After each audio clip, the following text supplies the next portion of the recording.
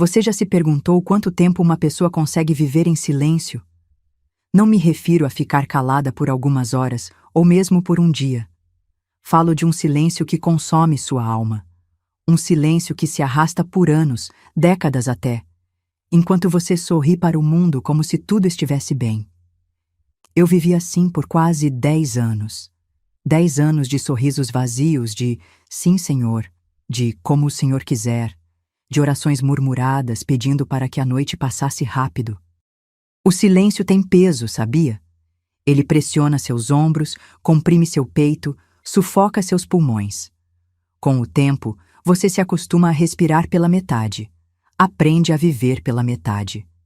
O engraçado é que, aos olhos dos outros, eu era uma mulher completa, abençoada.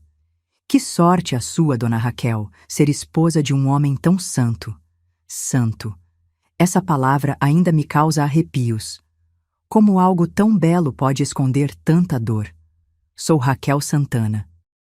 Tenho 76 anos agora, e finalmente posso contar minha história sem que as mãos tremam. Bem, talvez ainda tremam um pouco, mas já não é de medo. É de uma espécie de urgência que sinto. A urgência de quem sabe que cada minuto de vida é precioso demais para ser desperdiçado no silêncio. O aroma de café recém-passado sempre me leva de volta àquela cozinha de piso vermelho em Nova Aliança, uma cidadezinha no interior do Mato Grosso que você provavelmente nunca ouviu falar. É engraçado como a memória funciona. Eu posso não me lembrar onde deixei meus óculos há 5 minutos, mas consigo sentir o cheiro exato daquela cozinha em 1978, o calor úmido que fazia nossos corpos grudar nas cadeiras de fórmica, o zumbido monótono da geladeira velha que Tiago se recusava a substituir, porque o dinheiro é da obra do Senhor, não para luxos terrenos. Tiago Santana, o homem cuja voz podia fazer centenas de fiéis caírem de joelhos em arrependimento durante seus sermões. O mesmo homem que, longe dos olhos da congregação, transformava nossa casa em um campo de batalha onde eu sempre saía derrotada. Fecho os olhos e ainda escuto o ranger característico do portão de casa, anunciando sua chegada. Meu corpo aprendeu a reagir a esse som como um animal acuado. Músculos tensos, respiração superficial, mente em alerta. Havia dias bons, é verdade. Dias em que ele voltava de suas viagens missionárias, cheio do que chamava de fogo do espírito, trazendo pequenos presentes e até mesmo elogios raros. Você mantém essa casa como um templo, Raquel, uma verdadeira auxiliadora. Mas havia os outros dias. Os dias em que a menor imperfeição, uma camisa mal passada, uma refeição que esfriou, um comentário de algum membro da igreja sobre minha conduta, desencadeava a tempestade. Uma esposa de servo de Deus deve ser irrepreensível, ele repetia como um mantra enquanto ajustava a fivela do cinto. Vejo jovens casais na igreja hoje e me pergunto quantos vivem seus próprios silêncios. Quero segurar as mãos dessas moças de vestidos coloridos e dizer: se dói, não é amor. Se diminui, não é de Deus. Talvez você esteja se perguntando por que estou contando isso agora. Por que desenterrar histórias de quase 5 décadas atrás? Não seria melhor deixar o passado onde ele pertence? Acredite, por muito tempo pensei assim. Guardei minha história como um segredo vergonhoso, como se a culpa fosse minha. Como se eu tivesse falhado por não ser a esposa que um homem de Deus merecia.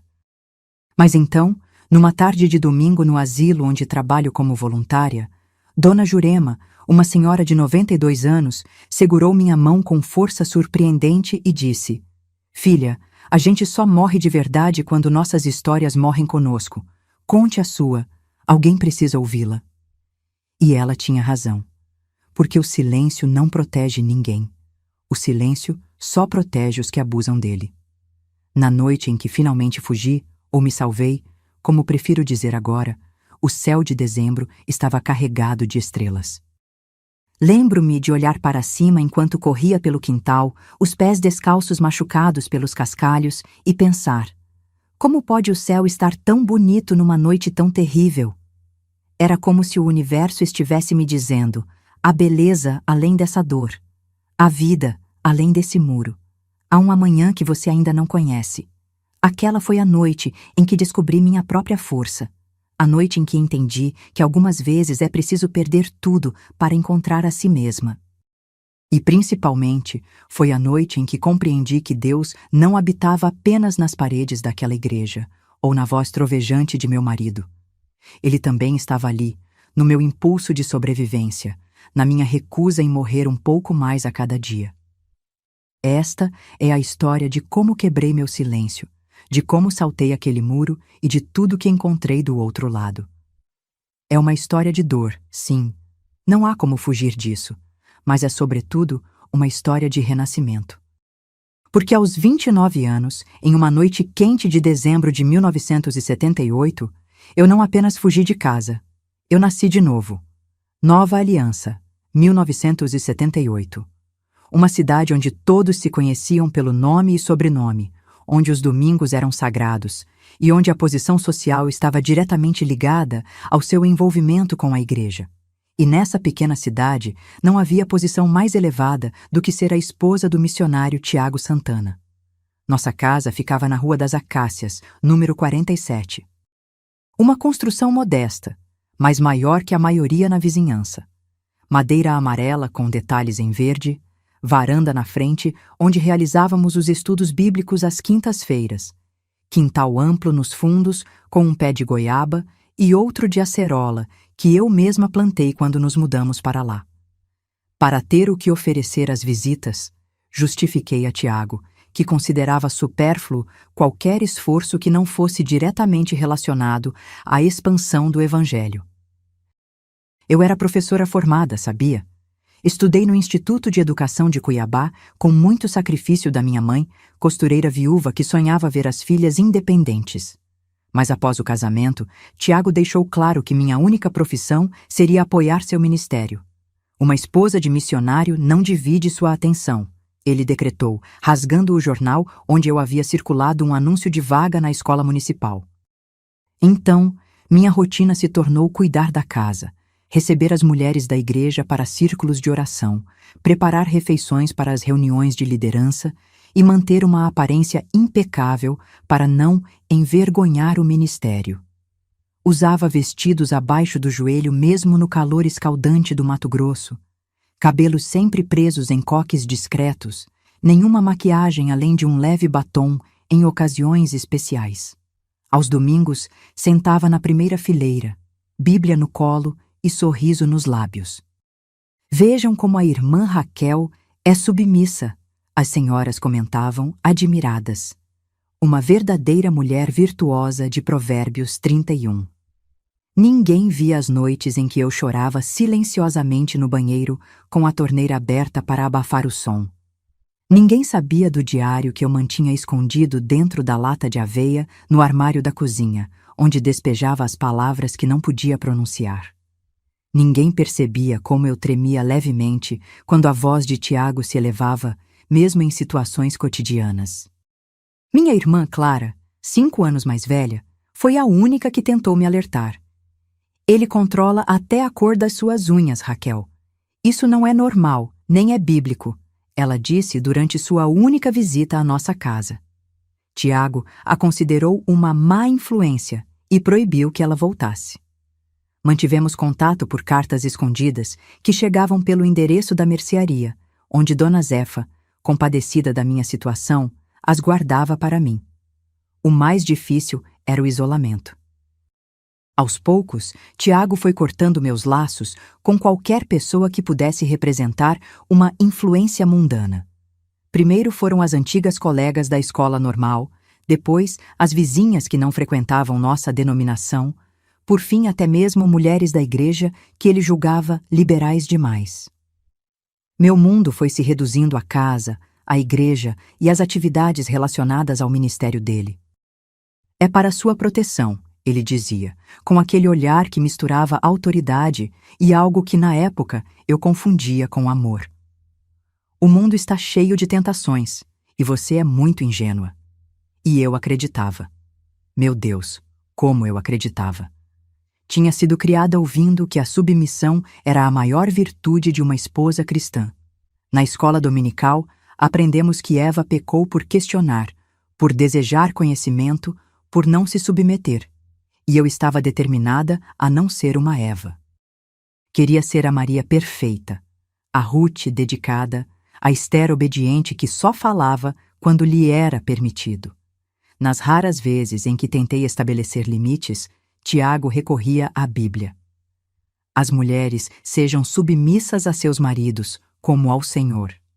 Ele recitava Efésios com uma convicção inabalável, fazendo-me sentir que questionar suas ordens era questionar o próprio Deus.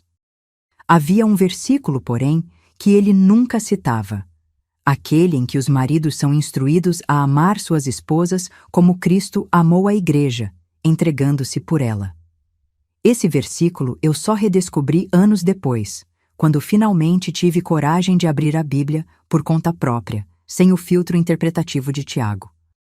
Meus dias seguiam uma rotina estrita.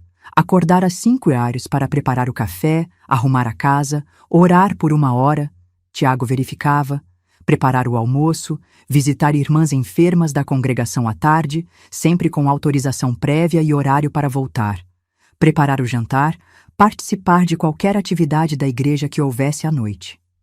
Quando Tiago viajava para conferências ou trabalhos missionários em outras cidades, eu sentia um alívio culpado. Respirava mais fundo, dormia sem medo, às vezes até cantarolava músicas que não eram hinos. Pequenas liberdades que guardava como tesouros secretos. Foi durante uma dessas viagens que conheci Dona Cleide e seu Arnaldo Silva, que se mudaram para a casa vizinha. Um casal simples, ele mecânico, ela dona de casa que vendia docinhos para complementar a renda. Nos fundos de suas casas, separados apenas por um muro baixo de tijolos à vista, começamos a conversar enquanto eu estendia roupas e ela cuidava de sua horta de temperos. "A senhora parece tão sozinha", Dona Cleide comentou certo dia, me oferecendo um pé de manjericão. "Se precisar de qualquer coisa, estamos aqui." Aquele gesto simples, aquela oferta genuína de amizade, foi como uma pequena rachadura no muro que me aprisionava. Uma rachadura por onde começou a entrar um fino raio de luz, me fazendo perceber, ainda que vagamente, que talvez existisse um mundo diferente do outro lado. Um mundo onde eu poderia respirar sem medo. Mal sabia eu que aquele mesmo pé de manjericão, plantado junto ao muro, seria testemunha silenciosa da noite que mudaria minha vida para sempre. O mato-grossense costuma dizer que consegue sentir quando uma tempestade se aproxima. Algo no ar, uma eletricidade, um peso diferente na atmosfera. Nas semanas que antecederam aquela noite de dezembro, eu também senti os sinais. Só não sabia interpretá-los corretamente. Tiago estava mais imprevisível que o normal. Suas viagens missionárias haviam se tornado mais frequentes e seu humor mais volátil. Em um momento, pregava sobre o amor de Cristo com lágrimas nos olhos. No seguinte, explodia por encontrar um copo fora do lugar quando voltava para casa. "O Senhor está me usando como nunca antes", ele comentava exaltado após cada retorno. Almas se rendendo, batismos nas águas, manifestações do Espírito. Seus olhos brilhavam com uma intensidade febril que me inquietava. Enquanto isso, eu notava mudanças sutis. O perfume diferente em suas roupas. Os telefonemas que ele atendia no escritório da igreja, de portas fechadas. As explicações vagas sobre atrasos e mudanças de itinerário. "Assuntos ministeriais, Raquel. Você não entenderia." Uma esposa normal talvez questionasse, exigisse explicações. Mas eu tinha perdido essa capacidade. Anos de condicionamento haviam me ensinado que perguntas geravam consequências. Que duvidar da palavra de meu marido era duvidar do próprio chamado divino. Então, eu engolia minhas suspeitas junto com os comprimidos para dor de cabeça que se tornaram meus companheiros diários. Engolia também as indiretas das senhoras da igreja, que começaram a me olhar com uma mistura de pena e curiosidade. "Como está se sentindo, irmã Raquel?" O pastor Tiago anda tão ocupado com a obra, deve ser difícil para a senhora. E era difícil. Não apenas pelo que eu suspeitava, mas pelo isolamento crescente. Tiago havia começado a controlar até mesmo minhas poucas interações sociais na igreja. A irmã Marta anda muito mundana falando de televisão e essas coisas. Não quero você perto dela. Ou, percebi o pastor Joaquim olhando demais para você no culto. Não use mais aquela saia. Meu único refúgio se tornou a amizade silenciosa com Dona Cleide, cultivada nos minutos roubados quando estendia roupas no quintal. Através do muro baixo, trocávamos receitas, mudas de plantas e, eventualmente, confidências pequenas que eu ousava compartilhar. Meu marido também tinha ciúmes no início do casamento. Ela me disse certa vez, enquanto regava seus pés de hortelã. Mas conversamos, estabelecemos limites. O amor não deve aprisionar, Dona Raquel. Aquelas palavras simples plantaram uma semente perigosa em meu coração. A ideia de que talvez, apenas talvez, a vida pudesse ser diferente. Foi naquele período que comecei a guardar dinheiro. Pequenas quantias, economizadas da feira, escondidas num pote de fermento em pó vazio, no fundo do armário da cozinha. Não tinha um plano consciente. Era mais um instinto primitivo de autopreservação, como um animal que estoca alimentos sem saber exatamente que inverno se aproxima. Na igreja, o ministério de Tiago atingia seu auge. A congregação havia crescido, um novo templo estava sendo construído, e seu nome circulava entre as maiores lideranças evangélicas da região. Um homem ungido, diziam, um vaso escolhido para grandes coisas. Você devia se orgulhar, cochichou Dona Eunice, esposa do diácono, apertando meu braço após um culto particularmente fervoroso. Muitas dariam tudo para estar no seu lugar. Sorri educadamente, enquanto ajustava a manga comprida do vestido para esconder o hematoma recente. Naquela manhã, Tiago havia perdido a paciência porque o café estava fraco demais. Como posso servir ao Senhor com excelência se nem mesmo minha casa funciona corretamente? Gritou, agarrando meu braço com força excessiva. A dissonância entre o Tiago público e o privado havia se tornado um abismo. E eu me equilibrava na borda desse abismo, fingindo não ver sua profundidade. No início de dezembro, ele partiu para a Conferência Evangelística de Rondonópolis. Deveria ficar fora por 5 dias. Foram dias em que respirei mais fundo, dormi melhor, até sorri com sinceridade quando Dona Cleide me convidou para tomar um café em sua casa. Você parece outra pessoa quando ele viaja, ela observou, enquanto me servia um pedaço de bolo de fubá. Não respondi, mas senti meu rosto queimar de vergonha e reconhecimento. No terceiro dia, algo inesperado aconteceu. Um jovem vendedor de enciclopédias bateu à minha porta. Márcio era seu nome, um rapaz franzino com óculos grandes demais para seu rosto. Em outra vida, eu teria simplesmente dito, não, obrigada, e fechado a porta. Mas naquele dia, impulsionada por uma solidão que me corroía e pela pequena rebeldia de quem experimenta liberdade temporária, convidei-o a entrar. Tomamos café, conversamos sobre livros. Quanto tempo fazia que eu não falava sobre livros? E acabei comprando um volume sobre história do Brasil que ainda não sei explicar porquê. Talvez para prolongar aquele momento de normalidade, de ser tratada como uma pessoa pensante, capaz de decisões próprias. Márcio se foi após 40 minutos, agradecendo pela atenção e pelo café. Um encontro banal que em qualquer outra casa não mereceria nem ser mencionado. Mas no dia seguinte, vi Dona Eunice na mercearia. Ela me olhou de forma estranha, quase com desaprovação. E percebi tarde demais que a janela da sala dava para a rua, que minha porta estava aberta aquela tarde, que numa cidade pequena como Nova Aliança, nada passa despercebido. Quando escutei o Volkswagen 1300 de Tiago estacionando 2 dias antes do previsto, soube imediatamente que a tempestade havia chegado. O ar pesado, elétrico, prenunciando destruição. E naquele momento, enquanto meu corpo inteiro se contraía em antecipação ao que viria, algo dentro de mim, uma voz há muito silenciada, sussurrou: Esta será a última vez. O portão rangeu naquela noite com um som diferente, mais agudo, mais urgente, como se o próprio metal quisesse me avisar. Era por volta das 9 da noite, o céu estrelado contrastando com a escuridão que se aproximava. Desliguei o rádio onde ouvia baixinho o programa Jovem Guarda, outro pequeno ato de rebeldia quando Tiago não estava, e me apressei para a cozinha. Mantinha seu café aquecido na chapa do fogão, esperando seu retorno que só deveria acontecer dali a 2 dias. O ranger da porta da frente veio em seguida. Pigarros.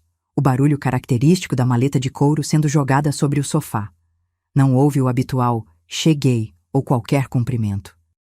Apenas passos pesados em direção à cozinha, onde eu agora me ocupava em arrumar compulsivamente os panos de prato já ordenados. Tiago apareceu no batente da porta, cabelos impecavelmente penteados, camisa social azul clara com listras finas, calça social preta, a imagem da respeitabilidade, exceto pelos olhos. Havia algo naqueles olhos que me fez recuar instintivamente, como um animal que pressente o perigo. Quem é Márcio? A pergunta veio seca, sem preâmbulos. Meu coração disparou. Tentei lembrar quem era Márcio. O nome não era familiar em nossa congregação ou círculo de conhecidos, então me veio a lembrança, o jovem vendedor de enciclopédias. Não conheço nenhum Márcio, respondi automaticamente, movendo-me para servir uma xícara de café, tentando normalizar aquela situação já carregada de tensão. Dona Eunice me contou que um rapaz chamado Márcio perguntou por você na mercearia. Senti o sangue fugir do meu rosto. O vendedor deve ter perguntado pelo meu nome ou endereço para preencher o recibo da venda. Um procedimento normal, inocente. Mas aos olhos de uma cidade pequena, e principalmente aos olhos de Tiago, nada que envolvesse sua esposa e outro homem poderia ser inocente. Foi só um vendedor ambulante, expliquei, a voz já começando a falhar. Perguntou se a dona da casa estava... O tapa veio rápido, cortando minha explicação. A força me fez cambalear para trás, e a xícara, aquela de porcelana delicada com flores azuis que minha mãe me dera, escapou das minhas mãos, espatifando-se no chão. Uma esposa de missionário não conversa com homens desconhecidos. Tiago sibilou, aproximando seu rosto do meu. Sabe quantas pessoas me conhecem nesta cidade? Sabe o que significa meu ministério? Assenti, engolindo o choro, já acostumada a essa dinâmica. Normalmente, eu pediria perdão, prometeria ser mais cuidadosa e após alguns minutos ou horas de sermão pontuado por agressões físicas, tudo se resolveria com uma oração e a exigência de relações íntimas que ele considerava seu direito conjugal. Mas algo estava diferente naquela noite. O olhar de Tiago, normalmente controlado mesmo em seus momentos de fúria, apresentava uma qualidade estranha, quase vidrada. Seu hálito, quando ele se aproximou mais, revelou o cheiro inconfundível de bebida alcoólica. Você esteve bebendo? As palavras escaparam antes que eu pudesse contê-las. Foi como acender um fósforo perto de gasolina. A expressão dele se transformou em algo irreconhecível. Você está me acusando? Você? O segundo golpe me pegou no olho direito, com força suficiente para me fazer cair sobre os cacos da xícara quebrada. Senti fragmentos cortantes na palma da minha mão, o sangue morno misturando-se ao café derramado. Levante-se, ele ordenou, a voz tremendo de uma raiva que eu nunca tinha testemunhado antes. Obedeci, segurando a mão sangrando contra o peito. Foi quando notei algo que jamais havia visto em nossos quase 10 anos de casamento. Tiago estava desafivelando o cinto. Não para bater com a tira de couro, como já havia feito algumas vezes, mas com uma intenção diferente, mais sombria. Você acha que eu não sei? Que não vejo os olhares dos homens para você na igreja? Que não percebo como você se comporta quando estou fora? Recuei até sentir a parede fria nas minhas costas. Tiago, por favor, não fiz nada, juro pela minha salvação. Não use o nome do Senhor em vão, ele vociferou, avançando. Uma esposa adúltera é pior que uma cadela. Naquele momento, algo se quebrou dentro de mim. Não foi apenas o terror pelo que estava prestes a acontecer, mas uma súbita e avassaladora clareza. Aquilo não era amor, não era ciúme normal, não era zelo religioso. Era pura maldade disfarçada de virtude. E eu não merecia aquilo. Ninguém merecia. Num movimento que surpreendeu a nós dois, esquivei-me para o lado e corri em direção ao corredor. Tiago, momentaneamente aturdido pela minha reação inédita, demorou alguns segundos para me seguir. Tempo suficiente para eu entrar no quarto e trancar a porta. Raquel, abra esta porta agora! A maçaneta girou violentamente. Você pensa que uma fechadura vai me impedir? Olhei em volta, desesperada. O quarto não tinha saída, exceto pela porta e pela janela. A janela. Corri até ela e a levantei silenciosamente.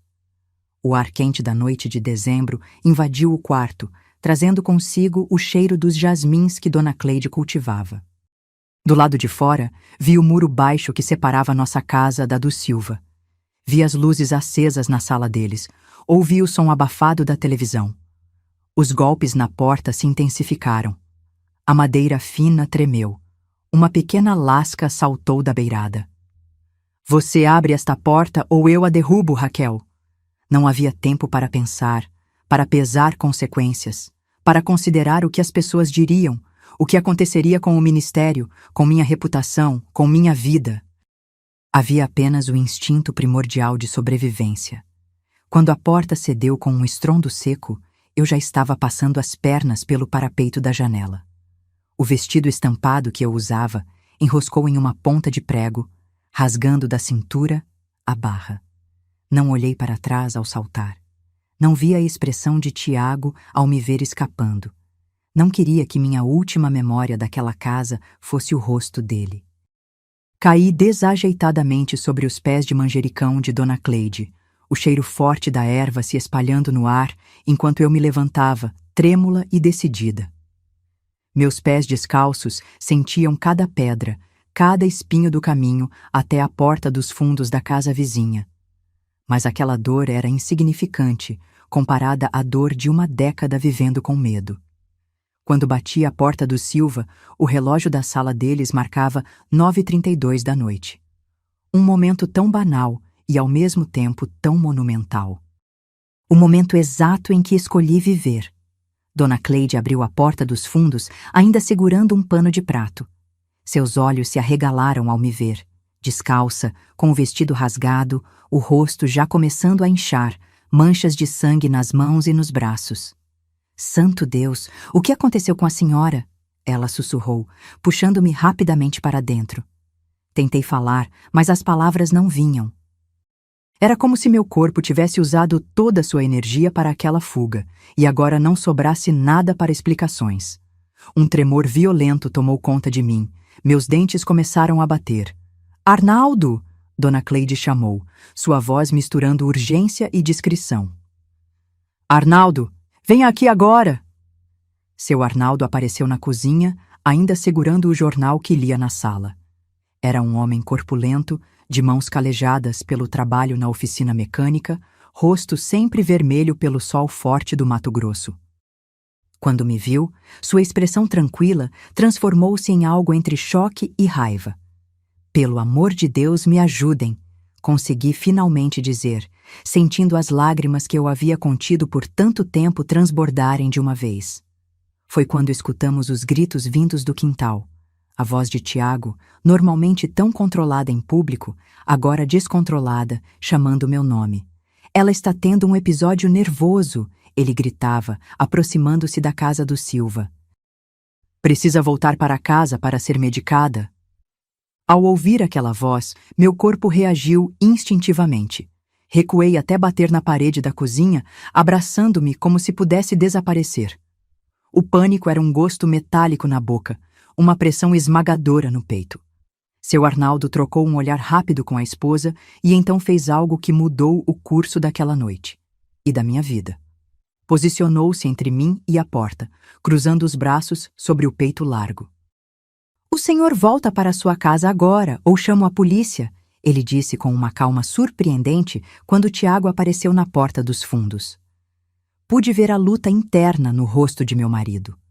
O homem que estava acostumado a ser reverenciado como autoridade espiritual agora enfrentava um ultimato de um simples mecânico. Por um momento, pensei que ele fosse atacar seu Arnaldo. Mas havia testemunhas agora.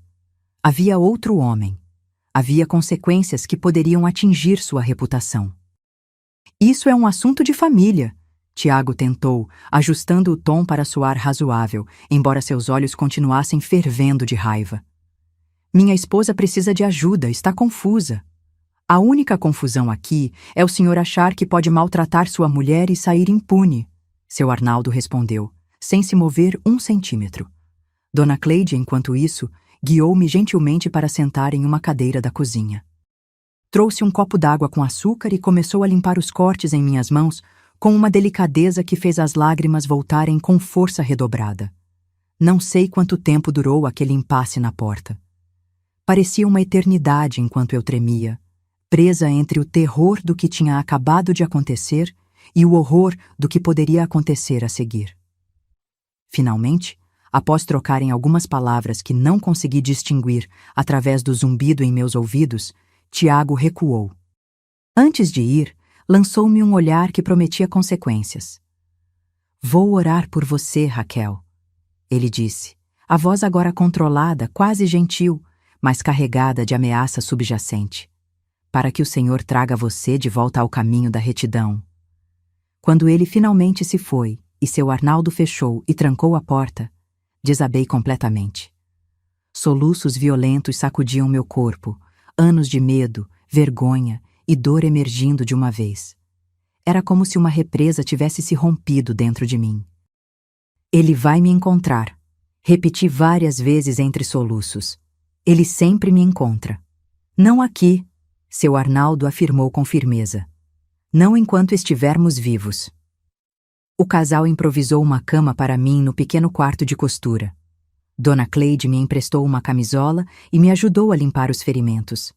Quando finalmente me deitei, exausta, ela sentou-se ao meu lado e segurou minha mão. "A senhora não está sozinha agora", ela disse, seus olhos brilhando com lágrimas contidas.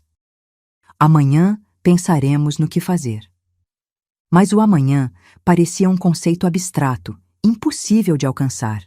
Deitada naquela cama estranha, cada barulho me fazia sobressaltar, certa de que era Tiago voltando, possivelmente com reforços da igreja, para me levar de volta. O mais estranho, porém, foi o sentimento que começou a se infiltrar entre as camadas de medo. Culpa. Uma culpa esmagadora por ter abandonado meu lar, por estar desonrando meu marido. Anos de doutrinação religiosa me diziam que eu estava cometendo um pecado terrível, que meu lugar era ao lado de Tiago, independentemente do preço a pagar. "O que dirão na igreja?", pensei, abraçando o travesseiro como se fosse um escudo. "O que acontecerá com o ministério? Estou destruindo a obra de Deus?" Essas perguntas me atormentavam, misturando-se com flashbacks do rosto contorcido de Tiago, do som da xícara quebrando, do terror que sentia ao vê-lo desafivelando o cinto. Percebi então o quão profundamente estava danificada. Mesmo após quase ser violentada por meu próprio marido, uma parte de mim ainda se preocupava com sua reputação, com o que a comunidade pensaria, com a obra de Deus que eu supostamente estava prejudicando. Em algum momento daquela interminável madrugada, enquanto lutava contra o sono, por medo do que poderia acontecer se baixasse a guarda, tive uma epifania que veio como um sussurro. Se Deus é amor, como pode querer que eu viva sem amor, apenas com medo? Aquela simples pergunta, formulada no silêncio daquele quarto estranho, foi o primeiro passo de uma longa jornada de reconstrução. Uma jornada que começaria oficialmente na manhã seguinte, quando o sol nascesse sobre uma Raquel diferente, machucada, assustada, mas pela primeira vez em quase 10 anos, respirando o ar fresco da liberdade. O amanhecer me encontrou de olhos abertos, exausta e alerta, mas com uma determinação que não sabia que possuía. Não importava o preço, eu nunca mais voltaria àquela casa. A manhã seguinte trouxe consigo uma quietude surreal. Quando saí do pequeno quarto de costura, encontrei Dona Cleide já preparando o café na cozinha. Seu Arnaldo estava ao telefone, falando em voz baixa. Já entendi, sim, vou passar para ela. Ele me estendeu o telefone com expressão grave. É sua irmã. Meu coração disparou. Como Clara sabia que eu estava ali? A resposta veio logo em seguida. Seu Arnaldo, prevendo que Tiago procuraria apoio na congregação, tinha tomado a iniciativa de ligar para o único número que encontrou em minha bolsa. O telefone de Clara em Cuiabá, anotado em um cartão de aniversário velho que eu sempre carregava. Raquel? É você mesmo? A voz de minha irmã soava distante e preocupada através da linha. Meu Deus, quando o seu Arnaldo ligou de madrugada, pensei no pior. Tentei responder, mas minha voz falhou. Como resumir em palavras o que havia acontecido? Como explicar que minha vida tinha desmoronado e se reconstruído em questão de horas? Estou bem, consegui dizer finalmente, mas preciso sair de Nova Aliança. Venha para cá, Clara respondeu, sem hesitação. Hoje mesmo. Tem um ônibus que sai às 6h30. Vou te esperar na rodoviária. As próximas horas foram um turbilhão. Dona Cleide ajudou a desinchar meu rosto com compressas frias e maquiou os hematomas o melhor que pôde. Seu Arnaldo foi até minha casa verificar se Tiago estava lá. Não estava. Provavelmente tinha ido à igreja buscar apoio dos irmãos, como previsto.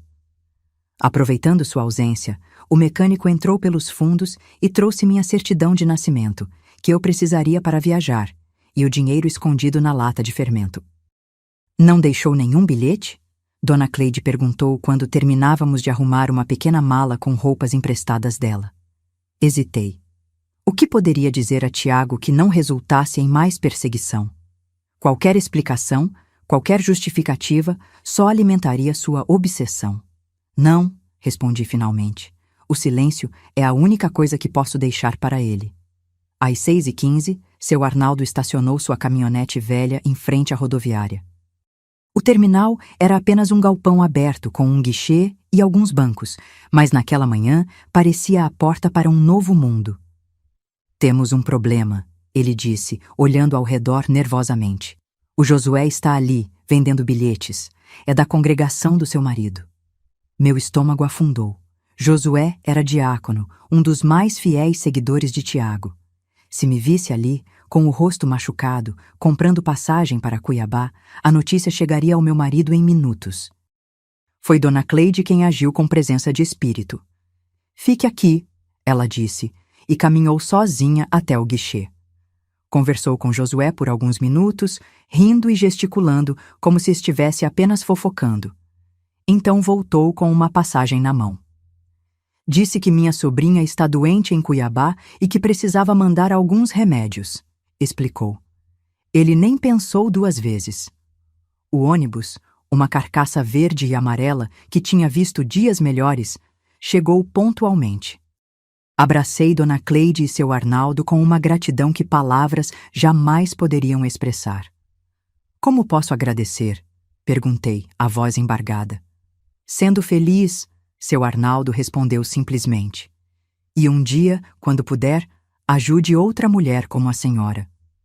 Aquela promessa silenciosa selou um compromisso que eu cumpriria anos depois, mas que naquele momento parecia impossível. Como eu, uma mulher quebrada e sem recursos, poderia ajudar alguém? O ônibus partiu, levantando poeira na estrada de terra que circundava Nova Aliança. Pela janela, vi a torre da igreja se afastando no horizonte. Apenas 24 horas antes, aquele edifício representava toda a minha existência. Agora, parecia pertencer a outra vida, outro mundo. As primeiras consequências de minha fuga não demoraram a aparecer. Em Cuiabá, quando desci na rodoviária com o rosto parcialmente desfigurado, notei os olhares de pena e curiosidade. Clara me abraçou longamente, chorou comigo, e então me levou para seu pequeno apartamento de um quarto, onde viveria pelos próximos 6 meses. 2 dias depois, o telefone tocou. Era a Dona Cleide. Está tudo bem por aí? Ela perguntou, a voz baixa como se temesse ser ouvida. Estou segura, respondi, sabendo que era tudo o que importava naquele momento. Achei que devia saber. Seu marido anunciou na igreja que você teve um colapso nervoso e está em tratamento com familiares. Pediu que todos orem pela restauração do seu lar. Uma mentira conveniente que preservava a reputação dele. Eu deveria estar aliviada, pelo menos ele não estava anunciando que viria atrás de mim, mas senti uma raiva inesperada. Mesmo à distância, Tiago continuava controlando minha narrativa. A notícia seguinte foi ainda mais difícil. Algumas irmãs da igreja vieram me perguntar se você tinha fugido com outro homem. Dona Cleide hesitou. Com esse tal de Márcio, ri amargamente. Era tão previsível. Uma mulher não abandona um homem de Deus a menos que esteja possessa ou adúltera. Não havia espaço para a verdade simples, que ela estava salvando sua própria vida. Nas semanas seguintes, soube através de Dona Cleide que Tiago havia transformado minha ausência em uma ferramenta ministerial. Nos cultos, usava nossa história como exemplo de como o inimigo ataca os servos de Deus através de seus lares. Pedia orações pela ovelha desgarrada que eu havia me tornado.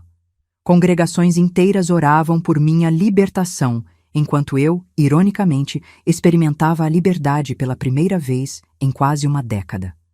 A consequência mais duradoura, porém, foi interna. Viver sem medo era como aprender a respirar novamente. Nos primeiros dias em Cuiabá, sobressaltava-me com cada barulho, esperando ver Tiago aparecer. Dormia com uma cadeira encostada na porta, acordava gritando no meio da noite. Mas aos poucos, como uma flor que se abre depois de um longo inverno, comecei a redescobrir minha voz. Literalmente, percebi que durante anos havia falado em sussurros para não incomodar. Agora Clara me incentivava a falar mais alto, a rir sem cobrir a boca, a ter opiniões. Você é mais forte do que pensa, ela me dizia frequentemente. Quem faz o que você fez tem força para reconstruir a vida inteira. Eu não acreditava nela naquela época, mas o tempo provaria que minha irmã estava certa. Cuiabá, em 1979, era uma cidade em plena transformação. A capital mato-grossense crescia rapidamente, atraindo migrantes de todas as regiões, especialmente do sul do país. Para mim, vinda de uma pequena comunidade onde todos se conheciam, aquele ritmo urbano era ao mesmo tempo assustador e libertador. Meu primeiro grande desafio foi o mais básico: sobreviver financeiramente. Durante meu casamento com Tiago, fui totalmente dependente dele. Meu diploma de professora, obtido com tanto esforço antes do casamento, estava guardado no fundo de uma gaveta há quase 10 anos. Minhas habilidades profissionais estavam enferrujadas e minha autoconfiança destroçada. Você precisa procurar algum trabalho, Raquel. Clara insistia gentilmente 1 mês após minha chegada. Não pelo dinheiro, mas para se ocupar, conhecer pessoas, reconstruir sua vida. O apartamento dela era pequeno, 1 quarto, sala e cozinha conjugadas, e embora nunca tenha se queixado, percebi que minha presença constante começava a pesar. Clara trabalhava como secretária em um consultório médico, saía cedo e voltava ao entardecer. Eu passava os dias sozinha, alternando entre crises de choro, orações confusas e períodos de letargia absoluta. Meu primeiro emprego veio por acaso. Descendo para comprar pão na padaria do bairro, notei um cartaz na vitrine da loja de tecidos ao lado. Precisa-se de balconista com boa aparência e trato com o público. Hesitei na frente do estabelecimento por quase 20 minutos antes de criar coragem para entrar. A proprietária, Dona Odete, era uma senhora italiana de cabelos completamente brancos e energia inesgotável.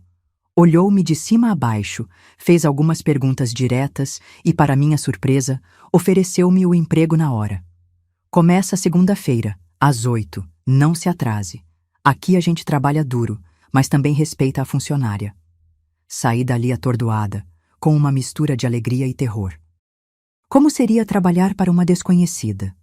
Como lidar com clientes? E se Tiago descobrisse onde eu estava?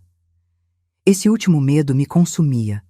Nas primeiras semanas em Cuiabá, cada homem que se parecia vagamente com ele na rua me fazia congelar de pavor. Dormia mal, sobressaltando-me com qualquer barulho. Temia que ele usasse seus contatos na igreja para me localizar. Ele nem sabe que você está em Cuiabá. Clara tentava me tranquilizar. E mesmo que soubesse, esta cidade já tem quase 200.000 habitantes. Você é só mais uma entre tantos rostos. Mas o medo não é racional. E o meu havia sido cultivado por anos de controle psicológico. Meu primeiro dia na loja de tecidos foi um desastre. Tremia tanto que mal conseguia medir os cortes de fazenda. Uma cliente se irritou com minha lentidão e pediu para ser atendida por outra pessoa.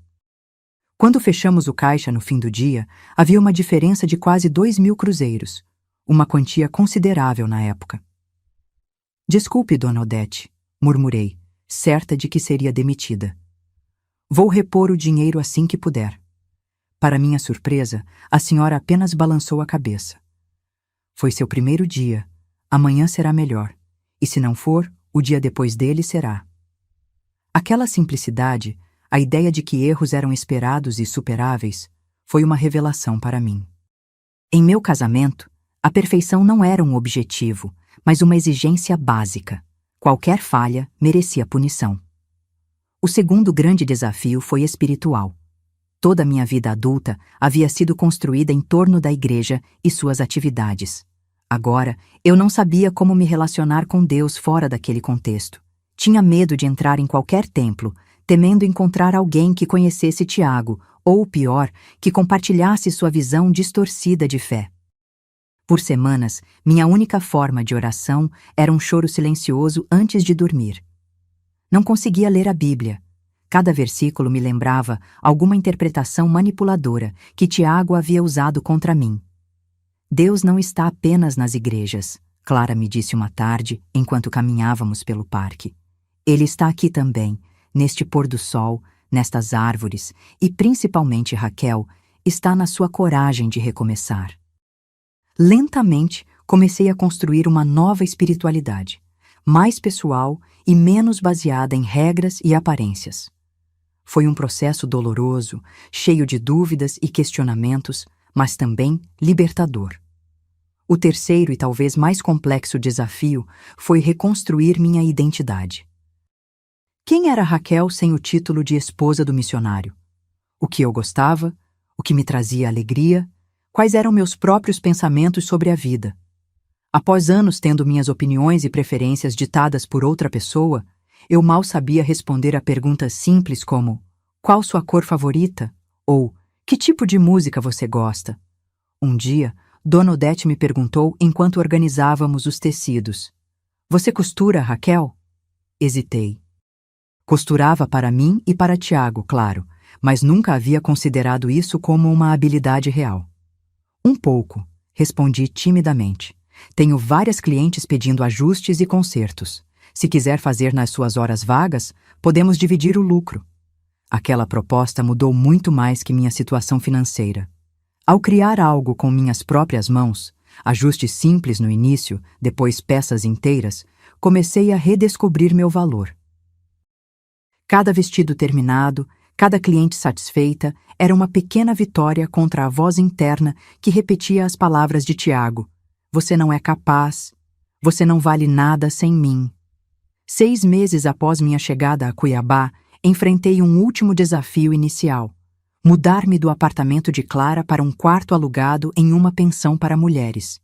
Era um espaço minúsculo, com banheiro compartilhado no corredor, mas representava algo imenso: minha independência. Na noite antes da mudança, enquanto arrumava minhas poucas coisas, Clara sentou-se ao meu lado na cama. Sabe o que mais me orgulha em você, irmãzinha? Não é que você tenha sobrevivido ao que passou. É que, apesar de tudo, você ainda consegue olhar para a frente e ver possibilidades. Aquela noite, pela primeira vez desde que deixei Nova Aliança, chorei não de dor ou medo, mas de uma emoção que havia esquecido como sentir: esperança. Minha pequena habitação na Pensão Santa Mônica tornou-se meu primeiro lar verdadeiramente meu. um quarto de 4 metros quadrados, com uma cama de solteiro, um armário estreito e uma mesinha que servia tanto para refeições quanto para a costura. A janela dava para um pátio interno onde as moradoras estendiam roupas e, nas noites de sábado, reuniam-se para conversas e cafés compartilhados. Era 1979 e eu, aos 30 anos, tentava reaprender a viver. As manhãs na loja de Dona Odete, as tardes e noites dedicadas a costuras e ajustes. Aos poucos, fui juntando dinheiro, não apenas para sobreviver, mas para construir um pequeno fundo de segurança, uma lição que nunca esqueci após minha fuga apressada de Nova Aliança. Minha primeira grande tentativa de superação foi voltar a estudar. Clara descobriu que a Secretaria de Educação estava oferecendo um curso de atualização para professores afastados da sala de aula. Inscrevi-me, trêmula de expectativa e medo. Na primeira aula, sentei-me no fundo da sala, tentando passar despercebida. O professor, um homem na casa dos 50 anos, pediu que cada um se apresentasse e falasse sobre sua trajetória profissional. Quando chegou minha vez, levantei-me com as pernas bambas. Meu nome é Raquel Santana. Formei-me no Instituto de Educação de Cuiabá em 1968, mas nunca exerci. E por que não, senhora Santana? Perguntou o professor, ajustando os óculos. A pergunta inocente me pegou desprevenida. O que deveria responder? Que meu marido havia proibido? Que passei 10 anos sufocando qualquer ambição profissional para ser uma boa esposa de missionário? Circunstâncias pessoais, respondi finalmente, sentindo o rosto queimar. Aquela resposta evasiva seria a primeira de muitas nos meses seguintes. Aprendi a criar uma versão editada do meu passado. Era viúva, uma mentira menor que evitava explicações dolorosas, sem filhos, retomando a vida após um longo período dedicado à família. As pessoas raramente questionavam além disso, uma bênção disfarçada da invisibilidade social que mulheres de meia-idade frequentemente experimentam. O curso exigia trabalhos escritos, apresentações orais, participação em debates, habilidades que eu havia perdido durante o casamento, onde minhas opiniões eram irrelevantes ou, pior, perigosas. Na terceira semana, quando o professor pediu que defendêssemos uma posição sobre métodos de alfabetização, travei completamente na frente da turma. Senhora Santana, estamos esperando sua argumentação. Abri a boca, mas nenhum som saiu. 20 pares de olhos me encaravam. Na minha cabeça, ouvia a voz de Tiago. Uma mulher deve permanecer em silêncio. Quem é você para dar opiniões? Está querendo se mostrar para os homens presentes? Murmurei uma desculpa inaudível e corri para o banheiro, onde vomitei o almoço inteiro. Não voltei para aquela aula, nem para as seguintes. Meu primeiro fracasso na tentativa de reconquistar minha voz. Outras falhas se seguiram. Um convite de Dona Odete para jantar com sua família resultou em um ataque de pânico quando seu marido, em um gesto inocente, ergueu a voz durante uma discussão sobre futebol. Saí correndo da casa deles sem explicação, deixando-os confusos e preocupados. Uma cliente da loja me convidou para um culto em sua igreja. Pensei que seria uma boa oportunidade de reconstruir minha espiritualidade em um ambiente novo. Mas ao entrar no templo, o cheiro de madeira e cera, o som dos hinos, a Bíblia aberta no púlpito, tudo me lançou de volta aos domingos ao lado de Tiago. Tive que sair no meio do louvor, ofegante e tonta. Minha tentativa mais dolorosa talvez tenha sido buscar um relacionamento. Aos 31 anos, conheci Joaquim, um viúvo que frequentava a loja em busca de tecidos para o estofamento de sua oficina. Um homem gentil, de fala mansa e gestos contidos. Após semanas de conversas tímidas e xícaras de café compartilhadas na padaria ao lado, ele me convidou para conhecer sua casa e filhos. A visita começou bem. Seus 3 filhos adolescentes eram educados, a casa simples, mas acolhedora. Joaquim preparou um almoço, fez questão de me servir primeiro, um cavalheirismo que me comoveu após tanto tempo sendo tratada como serviçal. Tudo desmoronou quando, ao ajudá-lo na cozinha, derrubei acidentalmente uma travessa de arroz. O estrondo do vidro quebrando no chão me paralisou. Fiquei ali, encarando os grãos espalhados, esperando a explosão de raiva que sempre se seguia a meus erros domésticos. Não se preocupe, Raquel. Acidentes acontecem. Joaquim disse com naturalidade, já buscando a vassoura. Foi sua gentileza que estilhaçou minhas defesas. E rompi em soluços incontroláveis, para espanto dele e dos filhos. Entre lágrimas, tentei explicar que estava acostumada a ser punida por cada pequeno erro, que esperava gritos, não compreensão. A expressão horrorizada de Joaquim, misturada com pena, foi o fim daquela possibilidade. Ele me acompanhou gentilmente até um táxi, prometeu ligar depois. Ambos sabíamos que não aconteceria. Alguns traumas são íntimos demais para compartilhar com quem ainda não desenvolveu intimidade suficiente para compreendê-los. Foi Clara quem sugeriu, após essa sequência de falhas, que eu procurasse ajuda profissional. Não é fraqueza, Raquel. É como uma fratura que precisa ser alinhada corretamente para curar. O Centro de Saúde Mental da Universidade Federal oferecia atendimento gratuito. Venci meu orgulho e preconceito e agendei uma consulta.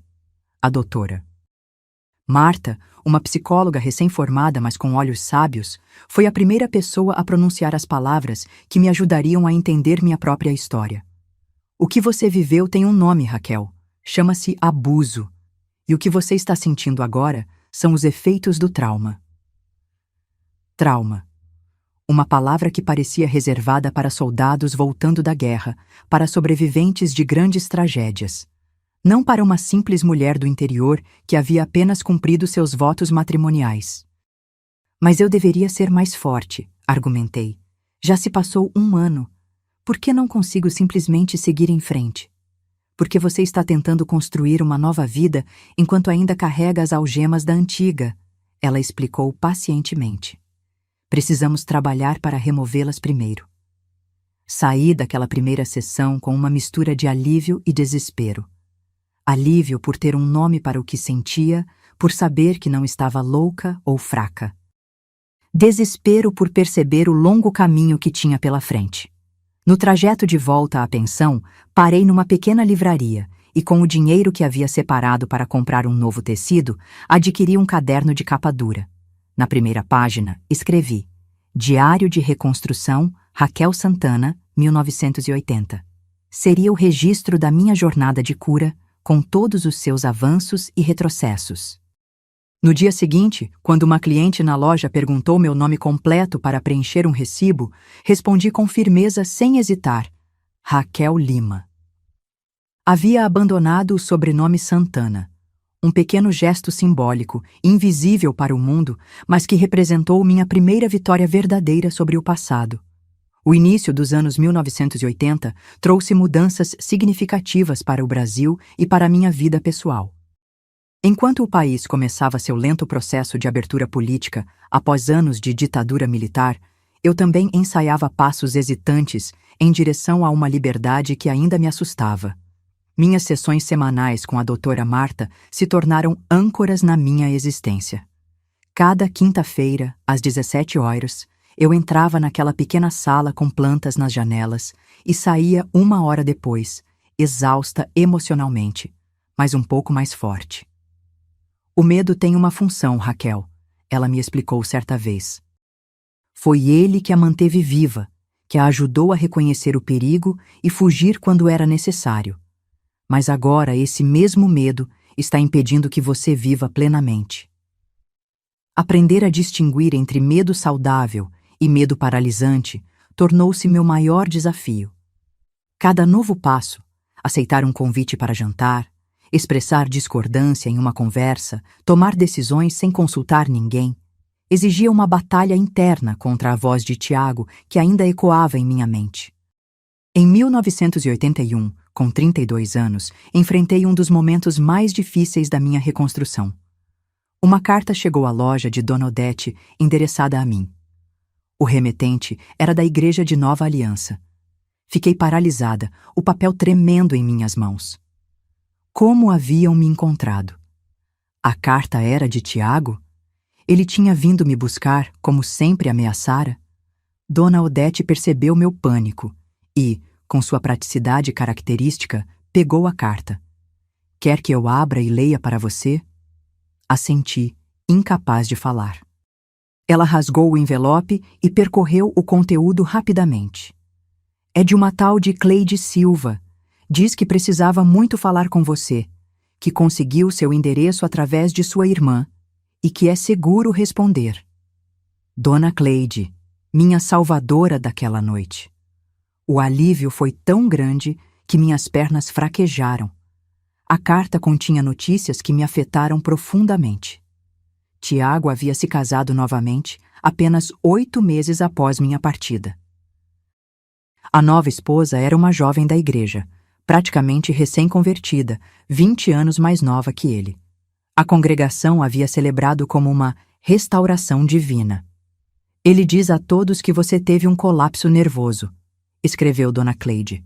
Fala de você com expressão de pesar, como se você estivesse morta. Ninguém questiona, ninguém pergunta. É como se você nunca tivesse existido. Essas palavras deveriam ter me ferido, mas tiveram o efeito oposto. Era libertador saber que, para Tiago, eu havia me tornado apenas uma história conveniente para seus sermões, não uma mulher real que precisava ser perseguida e recuperada. Sua nova esposa agora ocupava o lugar de troféu ao lado do grande missionário. Senti pena dela, mas também uma estranha gratidão por sua existência ter garantido a minha segurança. Respondi à carta de Dona Cleide com cautela, sem revelar detalhes da minha vida, apenas garantindo que estava bem e segura. Foi meu último contato com Nova Aliança. Aquele ano marcou também uma reviravolta profissional. O governo estadual lançou um programa de reintegração de professores afastados e decidi tentar novamente. Com o apoio de doutora Marta e de Clara, enfrentei o processo seletivo e, para minha surpresa, fui aprovada para lecionar em uma escola primária na periferia de Cuiabá. Meu primeiro dia como professora, aos 32 anos, foi aterrorizante e maravilhoso.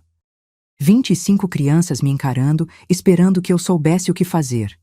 Minhas mãos tremiam tanto que mal conseguia escrever no quadro negro. "A senhora está doente, professora?" perguntou uma menininha da primeira fila, observando meu nervosismo. "Não, querida. Só um pouco nervosa. É meu primeiro dia." "O meu também," ela respondeu com um sorriso desdentado. "Podemos ficar nervosas juntas." Aquela simplicidade infantil quebrou a tensão. Ri genuinamente pela primeira vez em muito tempo. E então, algo extraordinário aconteceu. Descobri que adorava ensinar. A sala de aula tornou-se um espaço onde minha voz não apenas existia, mas importava. Onde meus pensamentos e conhecimentos tinham valor. Onde eu podia ser autoridade sem ser autoritária. Uma distinção que Tiago jamais compreendera. As crianças me ensinaram mais sobre cura do que qualquer terapia poderia. Sua honestidade brutal. "Professora, por que a senhora nunca usa calças?" Sua capacidade de perdoar instantaneamente, sua alegria por pequenas conquistas. Tudo isso foi reconstruindo minha fé na bondade humana. Foi também através da escola que conheci Geraldo Lima, professor de matemática que dava aulas no turno da tarde. Um homem quieto, de sorriso fácil e mãos sempre manchadas de giz. Nossa amizade começou com discussões sobre métodos de ensino e evoluiu lentamente para algo mais profundo. Geraldo era diferente de qualquer homem que eu conhecera. Não havia urgência em seus gestos, nem autoritarismo em suas opiniões. Quando discordávamos, ele escutava atentamente antes de responder. Quando eu cancelava nossos encontros de última hora, assustada pela proximidade crescente, ele aceitava sem pressões. "O tempo é nosso aliado, Raquel", ele dizia. "Não tenho pressa." Foi ele quem me incentivou a me matricular no curso de pedagogia na Universidade Federal. "Você já é uma excelente professora por intuição. Imagine o que pode fazer com formação teórica." A decisão de voltar à universidade, aos 33 anos, foi outro marco em minha jornada. Sentar-me entre jovens de 18, 19 anos, participar de debates acalorados sobre teorias educacionais, entregar trabalhos e fazer provas. Cada pequena conquista acadêmica era um tijolo na reconstrução da minha autoconfiança. Um dos aprendizados mais preciosos desse período veio de uma fonte inesperada. Minha vizinha na pensão, Dona Zulmira, uma senhora de 70 anos que vivia sozinha após enviuvar 3 vezes, tornou-se uma espécie de mentora informal. "Sabe qual o problema de nós, mulheres?" Ela comentou certa noite, enquanto tomávamos chá na pequena área comum. "Achamos que precisamos merecer nossa própria felicidade, que precisamos sofrer primeiro, pagar algum tipo de dívida cósmica para então termos direito a dias bons."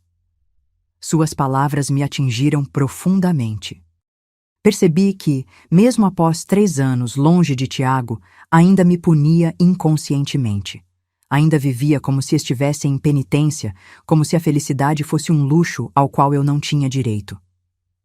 "A vida já é curta demais sem a gente ficar se boicotando, minha filha." Dona Zulmira continuou, servindo mais chá.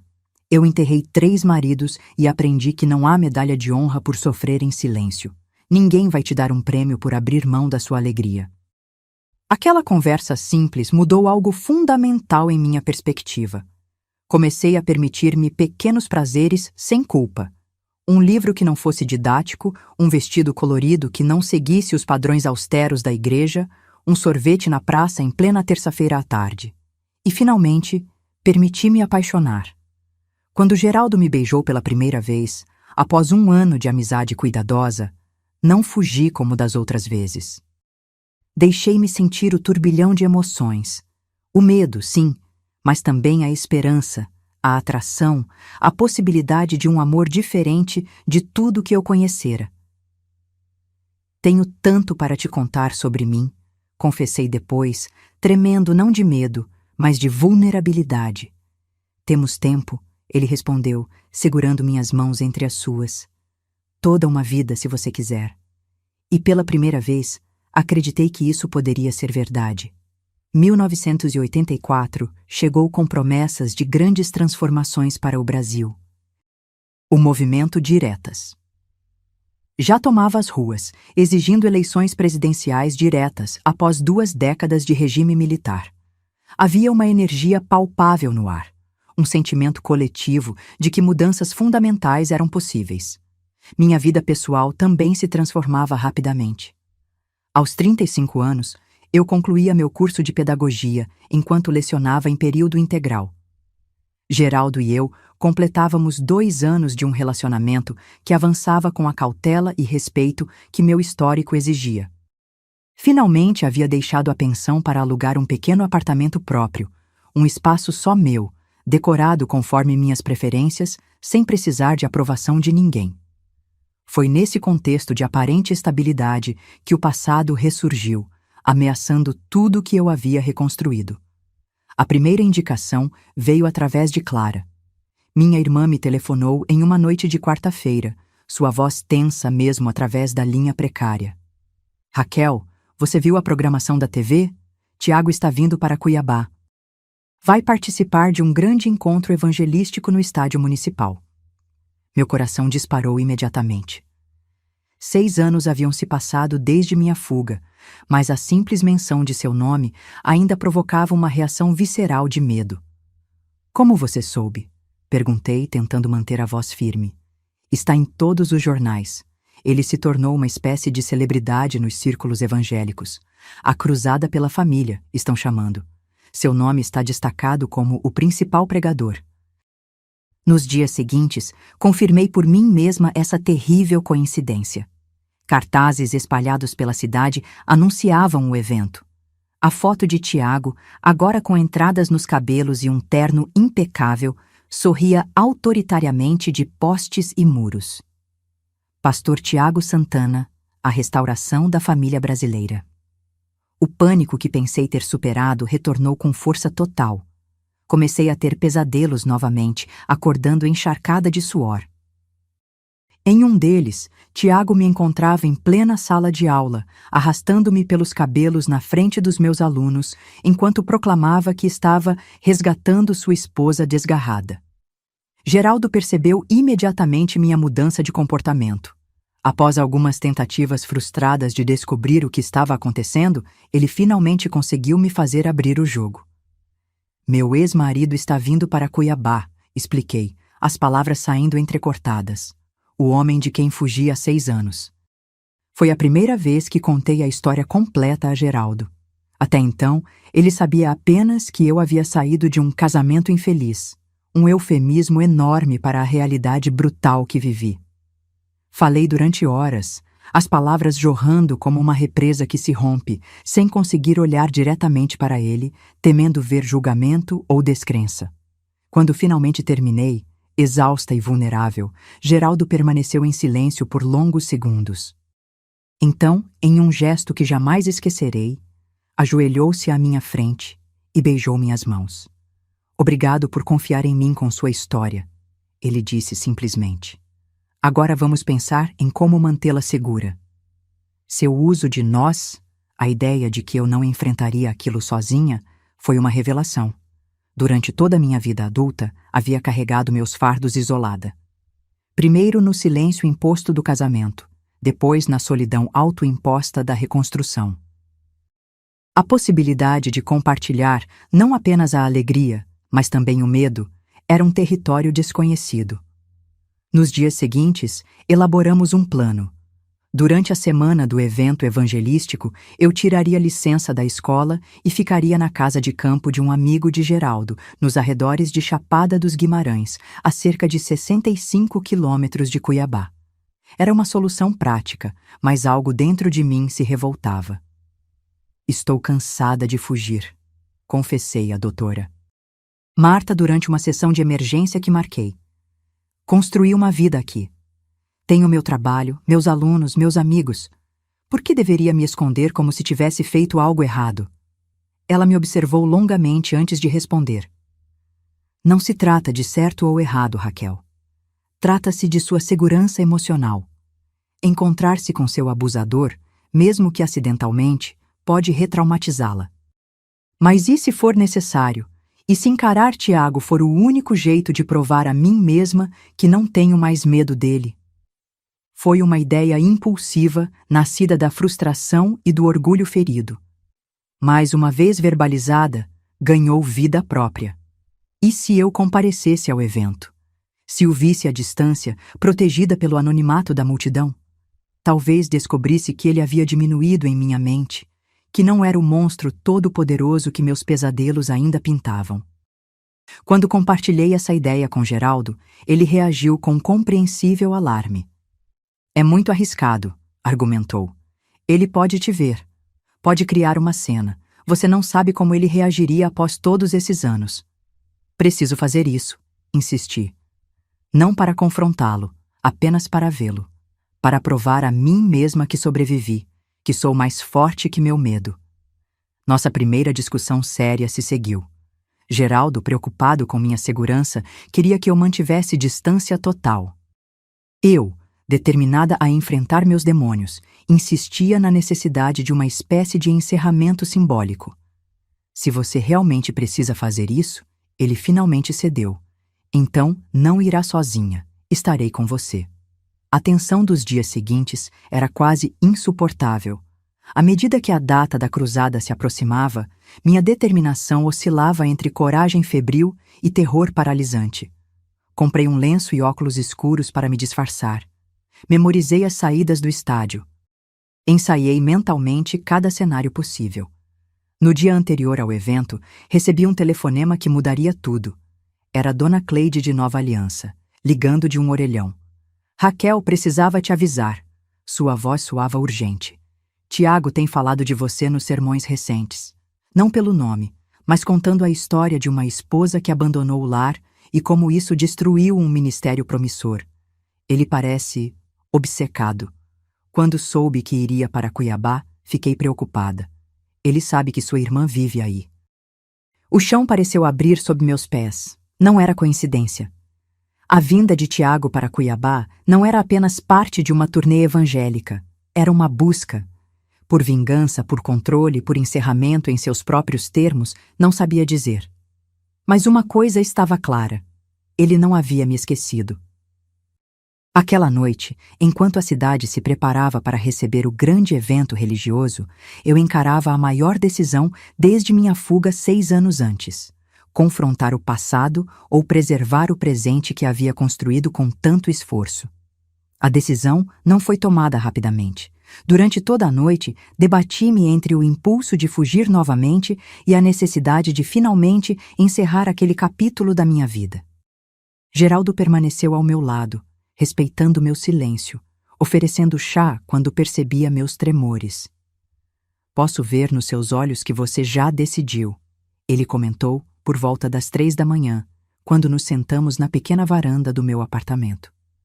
"Ainda não sei o que fazer", respondi, observando as luzes esparsas da cidade adormecida. "Sabe sim", ele sorriu com tristeza. "Só está buscando coragem para admitir." E ele tinha razão. No fundo, eu sabia que não podia simplesmente fugir de novo.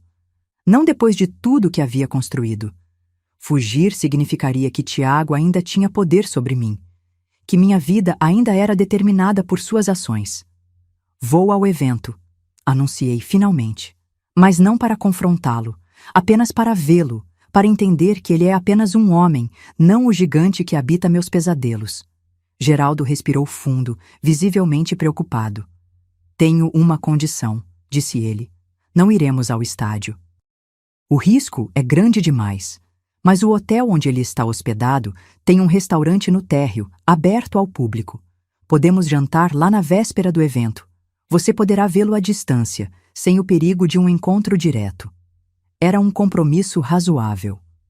O grande Hotel Cuiabá, onde a comitiva evangelística estava hospedada, era um estabelecimento tradicional no centro da cidade.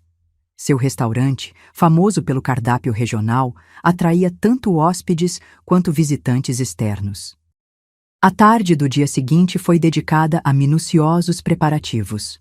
Clara, inicialmente contrária à ideia, acabou ajudando com o disfarce. Cortou meu cabelo, que eu mantivera longo por décadas, em um estilo curto e moderno que transformou completamente minha aparência.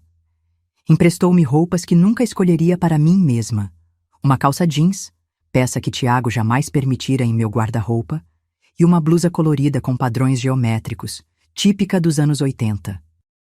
"Ele está procurando a Raquel de 6 anos atrás", Clara explicou enquanto aplicava uma maquiagem mais carregada do que eu normalmente usaria.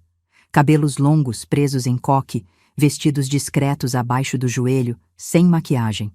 Esta mulher moderna na minha frente é alguém que ele jamais reconheceria. Encarei-me no espelho e tive um sobressalto. Realmente parecia outra pessoa. Uma mulher confiante, contemporânea, livre das amarras do passado. Por um momento, a transformação externa me deu a ilusão de uma transformação interna completa. Mas quando Clara saiu e fiquei sozinha, aguardando Geraldo, a ansiedade retornou com força total. Meu corpo lembrava-se do trauma, mesmo que minha mente tentasse racionalizá-lo. Náusea, tremores, suor frio, os sintomas físicos do medo que pensei ter superado. Recorri ao que doutora Marta havia me ensinado: técnicas de respiração, foco no momento presente, verbalização de afirmações positivas. "Estou segura, sou forte, tenho apoio. Ele não pode me ferir novamente." Geraldo chegou pontualmente às 19 horas. Vestia um terno simples, mas elegante, uma raridade para ele, que preferia roupas casuais. Seus olhos se arregalaram ao me ver. "Uau!" Foi tudo o que conseguiu dizer por um momento. "Você está diferente. Linda, mas diferente." O jantar estava marcado para as 20 horas. O carro de Geraldo, um Volkswagen Brasília amarelo já com alguns anos de uso, nos levou ao centro em um trajeto que pareceu simultaneamente eterno e rápido demais. "Podemos desistir a qualquer momento", ele me lembrou enquanto estacionava. "Basta um sinal seu e vamos embora." Assenti, minha garganta seca demais para formar palavras. O grande Hotel Cuiabá era um edifício imponente para os padrões da cidade na época.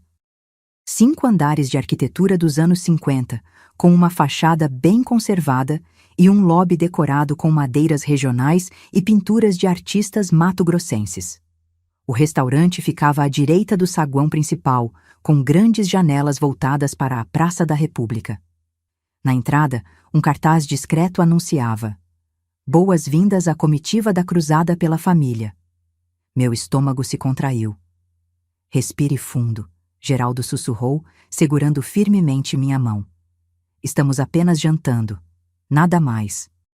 O maître nos conduziu a uma mesa no fundo do salão, de onde podíamos observar todo o ambiente sem sermos notados imediatamente. O restaurante estava cheio, mas não lotado. Várias mesas estavam ocupadas por homens de terno, alguns com suas esposas em vestidos modestos, claramente parte da comitiva evangelística. "Ele está aqui?" sussurrei, meus olhos vasculhando nervosamente cada rosto. "Ainda não vi." Geraldo respondeu, fingindo estudar o cardápio enquanto observava discretamente o salão. Pedimos a comida, pratos que mal tocamos, e vinho, que bebi rápido demais na tentativa de acalmar meus nervos. A cada pessoa que entrava, meu coração saltava. E então, às 21h07, jamais esquecerei esse momento. As portas duplas do restaurante se abriram. Um grupo de 5 homens entrou, todos trajando ternos escuros, todos com um ar de autoridade que só os líderes religiosos conseguem cultivar. No centro do grupo estava Tiago. 6 anos haviam deixado marcas nele. Os cabelos, antes totalmente negros, agora apresentavam fios grisalhos nas têmporas. Havia rugas mais pronunciadas ao redor dos olhos. Mas sua postura permanecia a mesma, ereta, poderosa, como se ocupasse mais espaço do que seu corpo físico realmente precisava. O garçom apressou-se em conduzi-los a uma mesa reservada perto da janela. As pessoas ao redor os observavam com reverência, alguns até se levantando para cumprimentar o pastor. "É ele", consegui sussurrar para Geraldo, minha mão apertando a dele com tanta força que provavelmente causei dor. "Quer ir embora?" Ele perguntou imediatamente. Balancei a cabeça negativamente. Agora que Tiago estava ali, a menos de 20 metros de distância, uma estranha calma começou a me envolver. Era como observar uma cobra que antes me aterrorizava, agora seguramente contida em um terrário. Ele sorria, gesticulava, comandava essa atenção do grupo com a mesma autoridade carismática que usava no púlpito. De repente, uma mulher jovem aproximou-se da mesa. Não mais que 25 anos, cabelos longos e loiros, presos em um coque conservador, vestido floral abaixo dos joelhos. Sua expressão era uma que eu conhecia bem demais. Ansiedade para agradar, medo de falhar.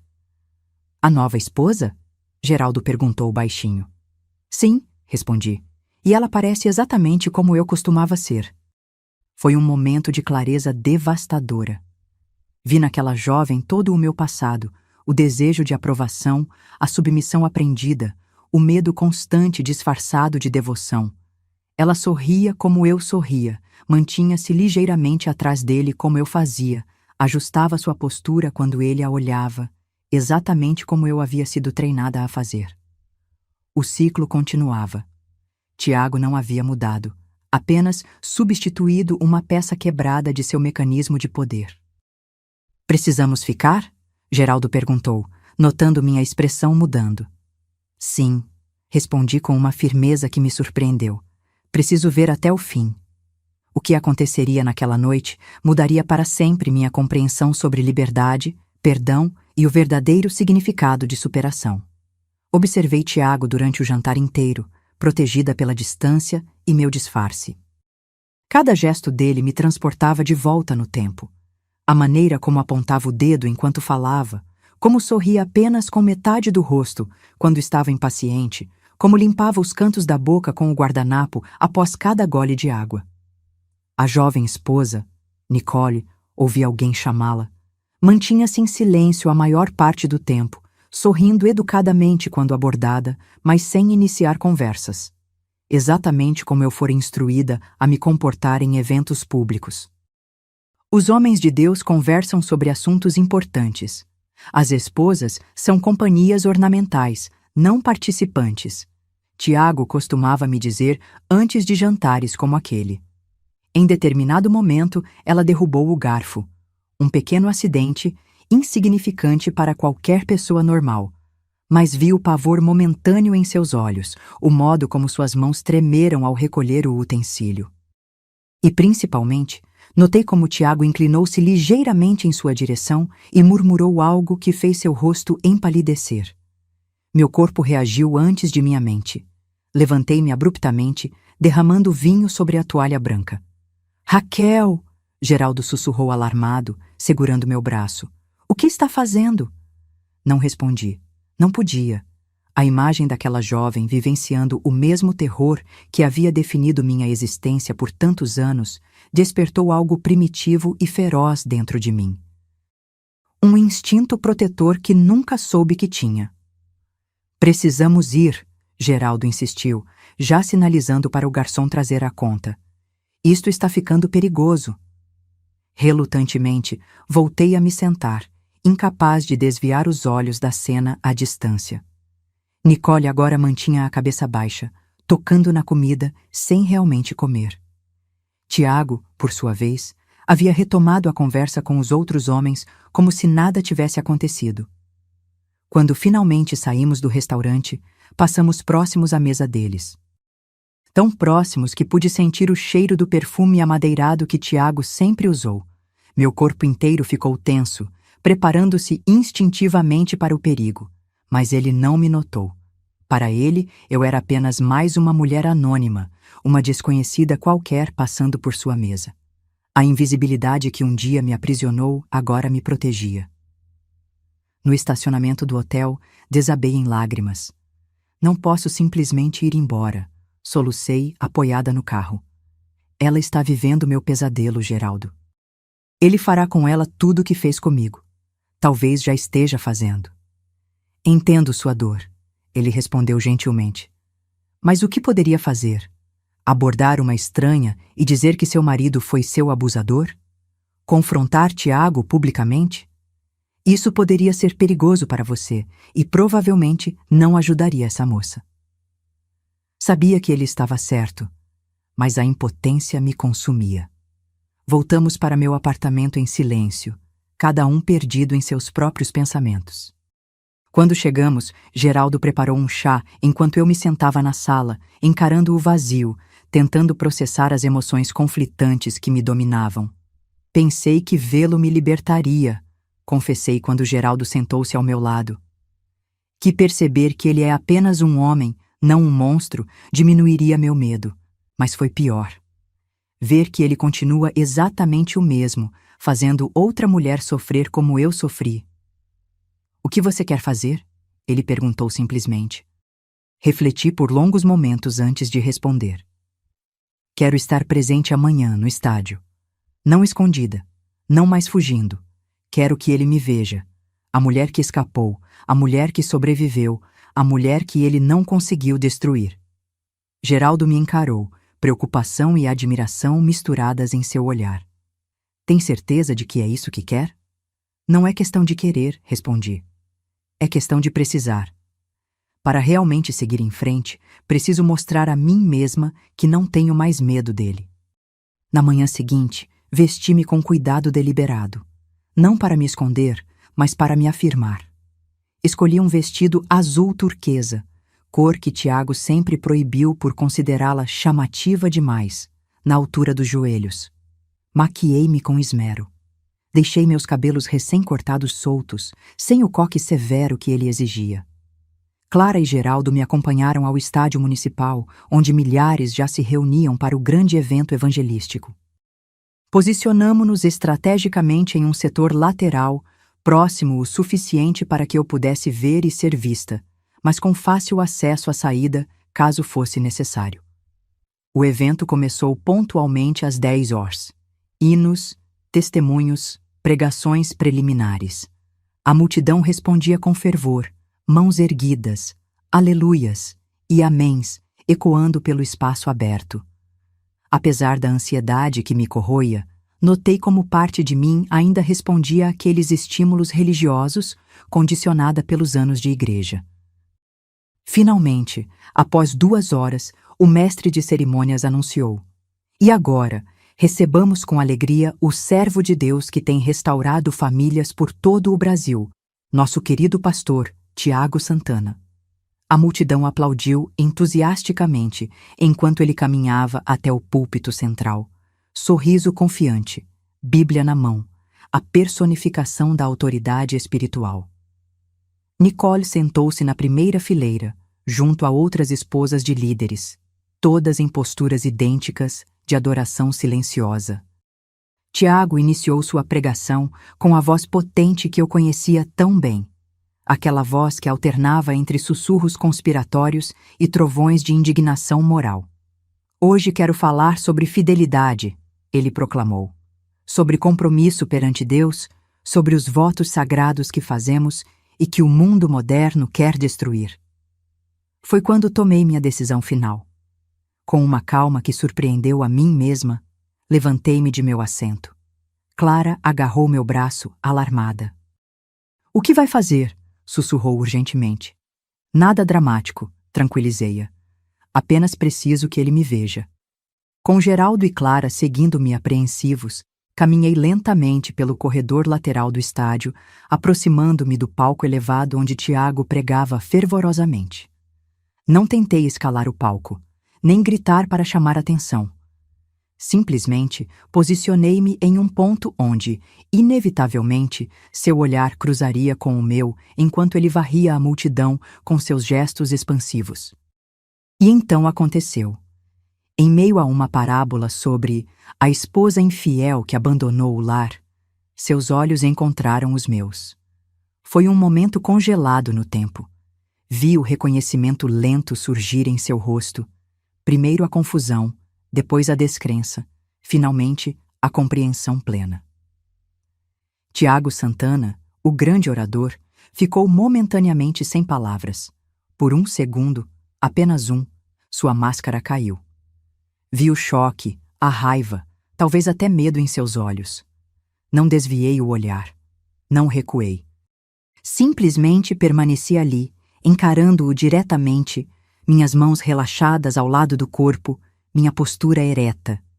Senti Geraldo colocar a mão em meu ombro, não para me conter, mas em solidariedade.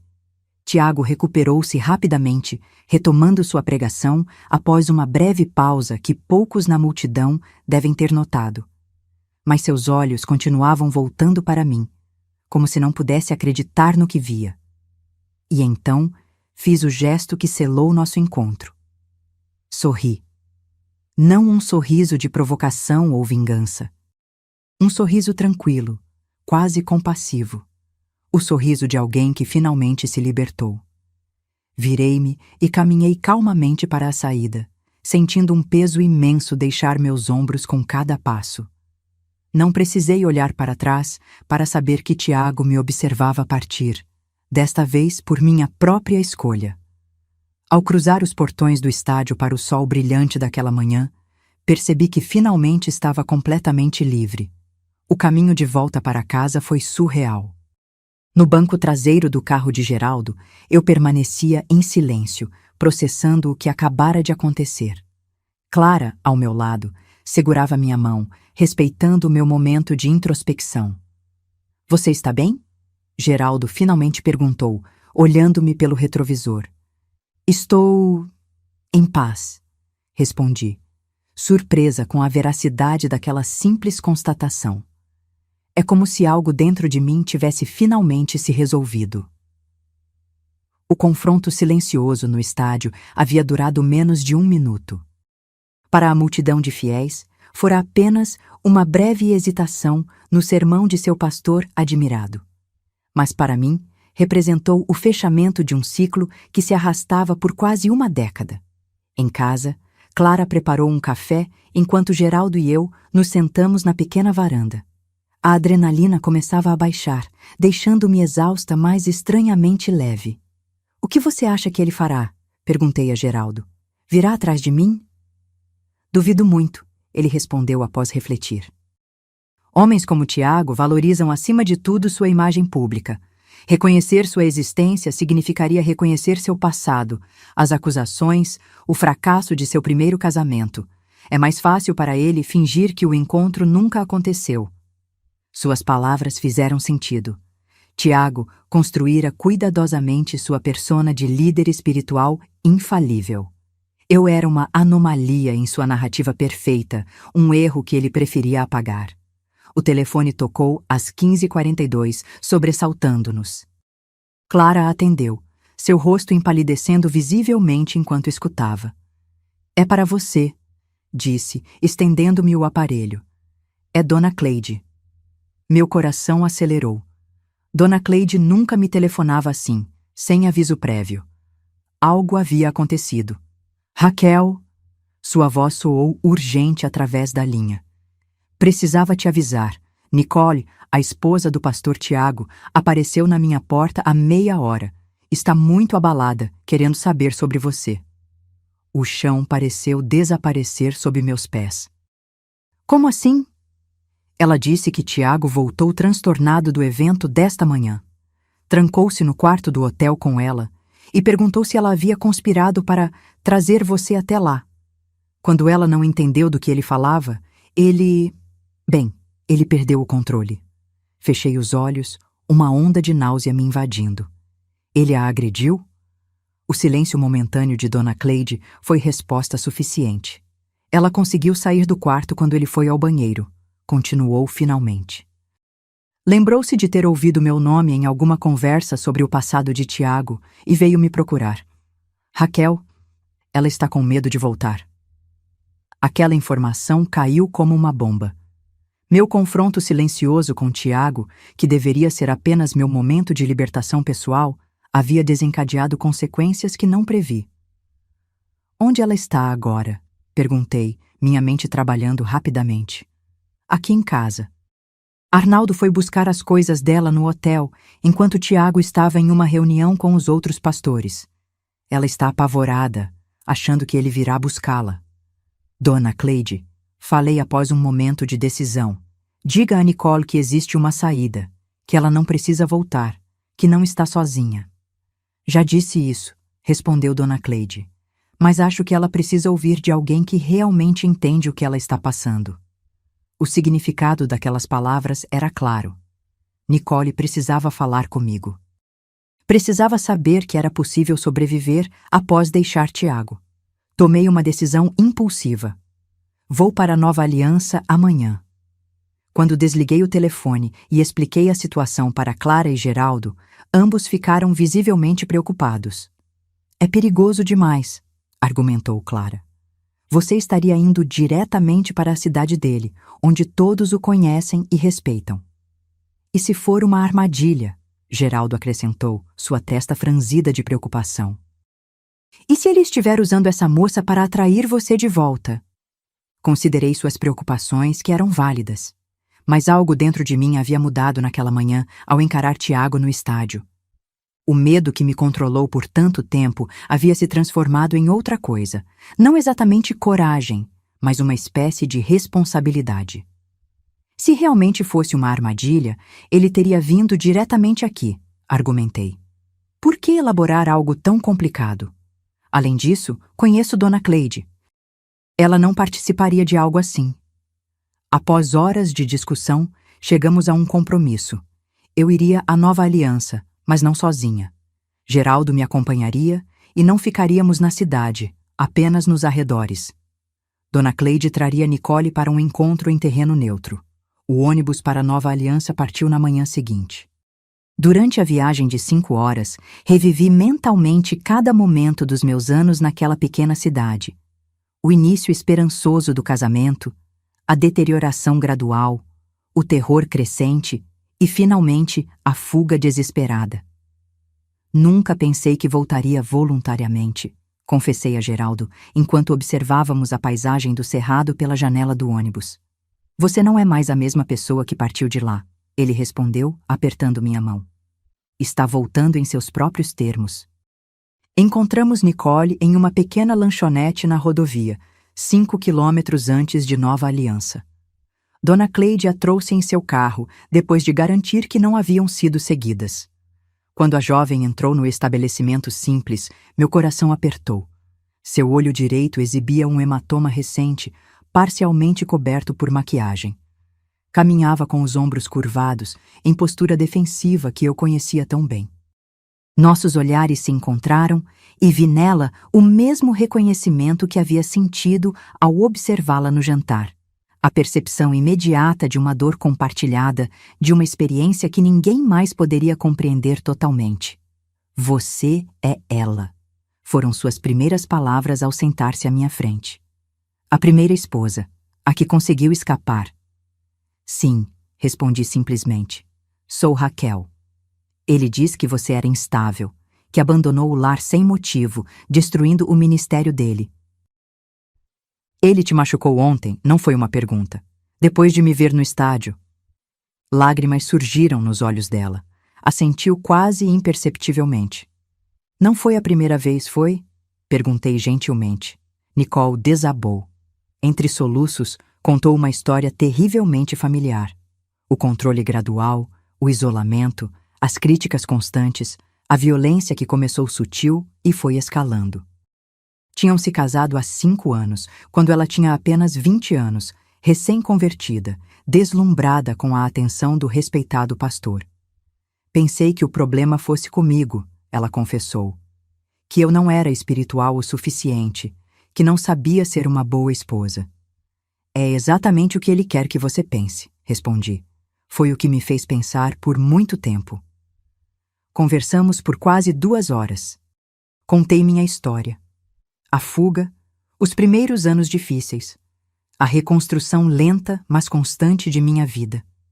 Geraldo e Dona Cleide mantiveram-se discretamente afastados, permitindo que compartilhássemos aquela intimidade nascida do sofrimento comum. Tenho medo, Nicole admitiu, de deixá-lo, de ficar, do que as pessoas vão dizer, do que Deus vai pensar. Deus não quer que você sofra, respondi com a convicção que havia custado anos para construir. Nenhum amor verdadeiro se alimenta do seu medo. Ao nos despedirmos, ofereci a ela o que ninguém havia me oferecido: um caminho concreto para a liberdade.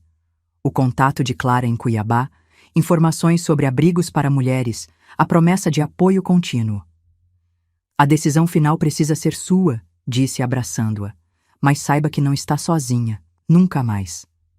No ônibus de volta para Cuiabá, recostei a cabeça no ombro de Geraldo, exausta emocional e fisicamente. Acha que ela vai conseguir sair? Ele perguntou suavemente. Não sei, respondi com honestidade. Mas plantamos uma semente. E às vezes, isso é tudo que podemos fazer. Naquela noite, pela primeira vez em anos, não sonhei com Tiago. Ao invés disso, sonhei com portas. Portas se abrindo, uma após a outra, levando a espaços cada vez mais amplos e luminosos. 2 meses se passaram desde meu confronto silencioso com Tiago no estádio e meu encontro com Nicole na pequena lanchonete da rodovia. Cuiabá entrava em seu período mais quente, com temperaturas que frequentemente ultrapassavam os 40 graus. Nas tardes de domingo, sentada na varanda do apartamento que agora dividia com Geraldo após nosso casamento discreto na primavera daquele ano, frequentemente me pegava absorta em reflexões sobre os caminhos que me trouxeram até ali. Aos 36 anos, eu tinha finalmente encontrado uma estabilidade que jamais imaginei possível.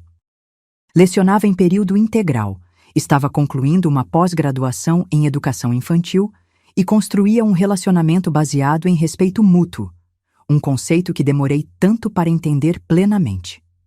No que está pensando?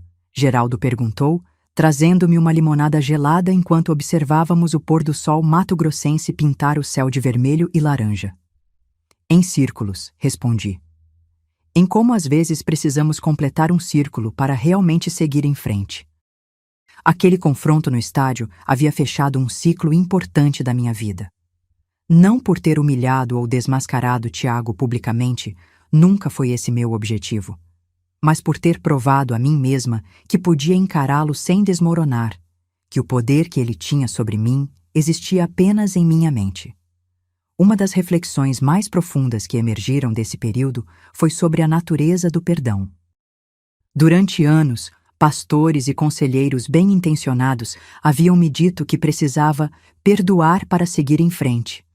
E eu tentei, sinceramente tentei. Repeti mantras de perdão, orei pedindo um coração limpo de mágoas, tentei racionalizar o comportamento de Tiago, atribuindo-o a traumas que ele próprio deve ter sofrido. Mas o verdadeiro perdão só começou quando entendi que perdoar não significava minimizar o mal sofrido ou manter relacionamento com quem me feriu. Perdoar, descobri, era principalmente um ato de libertação própria. Era deixar de permitir que a dor do passado determinasse meu presente e futuro. Perdoar não significa dizer que o que aconteceu foi aceitável. Expliquei a um grupo de mulheres com quem comecei a trabalhar voluntariamente num centro de apoio a vítimas de violência doméstica. Significa reconhecer que você merece paz, independentemente das ações do outro. Outra reflexão importante foi sobre minha relação com a fé. O abuso que sofri estava profundamente entrelaçado com interpretações distorcidas de textos religiosos.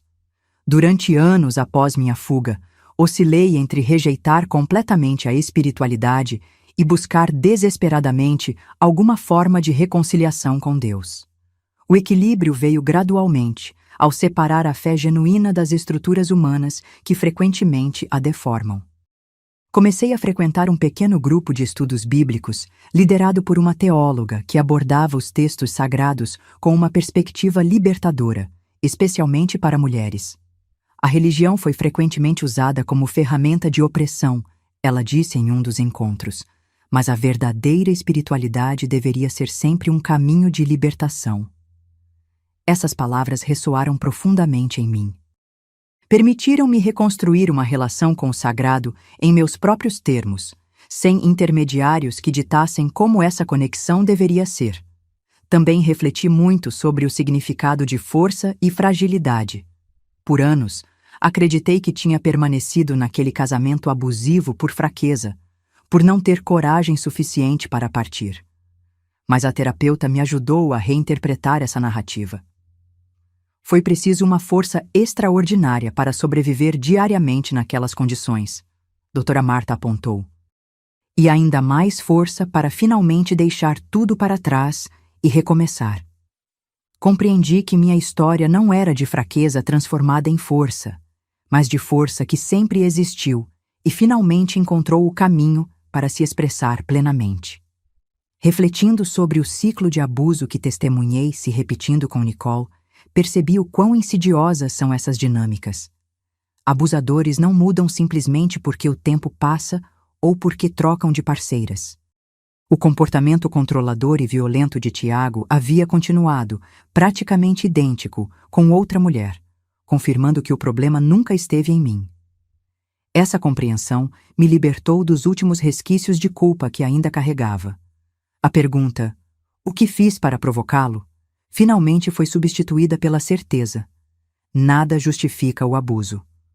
Uma das reflexões mais dolorosas, porém necessárias, foi sobre o silêncio da comunidade.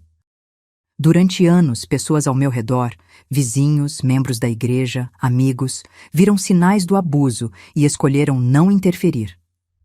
O respeito pela privacidade familiar e pela posição de Tiago como líder religioso criou uma barreira de silêncio que me manteve prisioneira. O silêncio dos bons é tão perigoso quanto a ação dos maus. Comentei em uma palestra para educadores sobre identificação de sinais de violência doméstica. Cada vez que escolhemos não ver, não falar, não agir, nos tornamos cúmplices.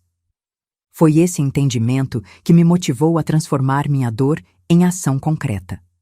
Com outras sobreviventes, fundamos um pequeno grupo de apoio que eventualmente se tornaria uma ONG formal dedicada a mulheres em situação de violência, especialmente em contextos religiosos onde o abuso é frequentemente mascarado pela linguagem da submissão e dos deveres conjugais. Talvez a reflexão mais importante de todas tenha sido sobre identidade. Quem é Raquel? Durante tanto tempo fui a esposa do pastor Tiago, depois a mulher que fugiu, A sobrevivente de abuso. Cada rótulo, mesmo os mais bem-intencionados, ainda me definia em relação ao trauma vivido. A verdadeira libertação veio quando comecei a me reconhecer para além dessa história, como educadora, como mentora, como esposa, agora em um casamento saudável, como amiga, como cidadã engajada. O abuso será sempre parte da minha história, mas finalmente entendi que não precisa ser minha identidade principal. Somos mais do que as piores coisas que nos aconteceram, disse a uma jovem mulher que recentemente havia deixado um relacionamento abusivo. Somos também todos os momentos de coragem, todas as pequenas alegrias, todos os recomeços. Naquelas tardes de reflexão, compreendi que minha jornada não havia sido linear. Houve avanços e retrocessos, dias de força extraordinária e momentos de dúvida paralisante. Mas cada passo, mesmo os que pareceram me levar de volta ao início, contribuiu para a mulher que me tornei. Como dizem os antigos, às vezes precisamos percorrer um círculo completo para realmente avançar, não voltando ao mesmo ponto, mas chegando a uma nova compreensão do caminho percorrido. Em uma manhã de abril de 1990, recebi um telefonema que mudaria novamente o curso da minha vida. Era a Dona Cleide, sua voz trêmula de emoção. Raquel, ela conseguiu. Nicole finalmente saiu. A notícia me atingiu como uma onda. Alegria, alívio e uma ponta de preocupação. 5 anos haviam se passado desde nosso encontro na lanchonete da rodovia. 5 anos durante os quais mantivemos contato esporádico por cartas enviadas através de Dona Cleide. 5 anos de pequenos passos em direção à libertação. Como ela está? Onde está? Em Rondonópolis, na casa de uma prima. Está assustada, mas determinada. Disse que finalmente entendeu que merecia algo melhor. Aquela notícia funcionou como um catalisador em minha vida. Se Nicole, após tantos anos, tinha encontrado a coragem de recomeçar, quantas outras mulheres estavam nesse exato momento presas em relacionamentos abusivos, especialmente em contextos religiosos, sem saber que existia uma saída? No mês seguinte, formalizamos nossa pequena ONG, batizada como Novo Amanhecer, um refúgio e centro de apoio para mulheres em situação de violência. Nossa abordagem era única. Reconhecíamos a importância da fé na vida de muitas vítimas e trabalhávamos não para afastá-las da religiosidade, mas para ajudá-las a diferenciar fé verdadeira de manipulação religiosa.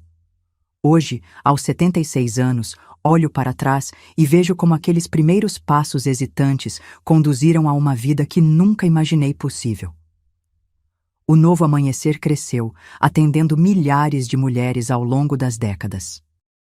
Concluí meu mestrado em educação aos 42 anos, com uma tese sobre os impactos psicológicos da violência doméstica no desenvolvimento infantil. Geraldo e eu compartilhamos quase 4 décadas de um casamento que me ensinou o verdadeiro significado de parceria.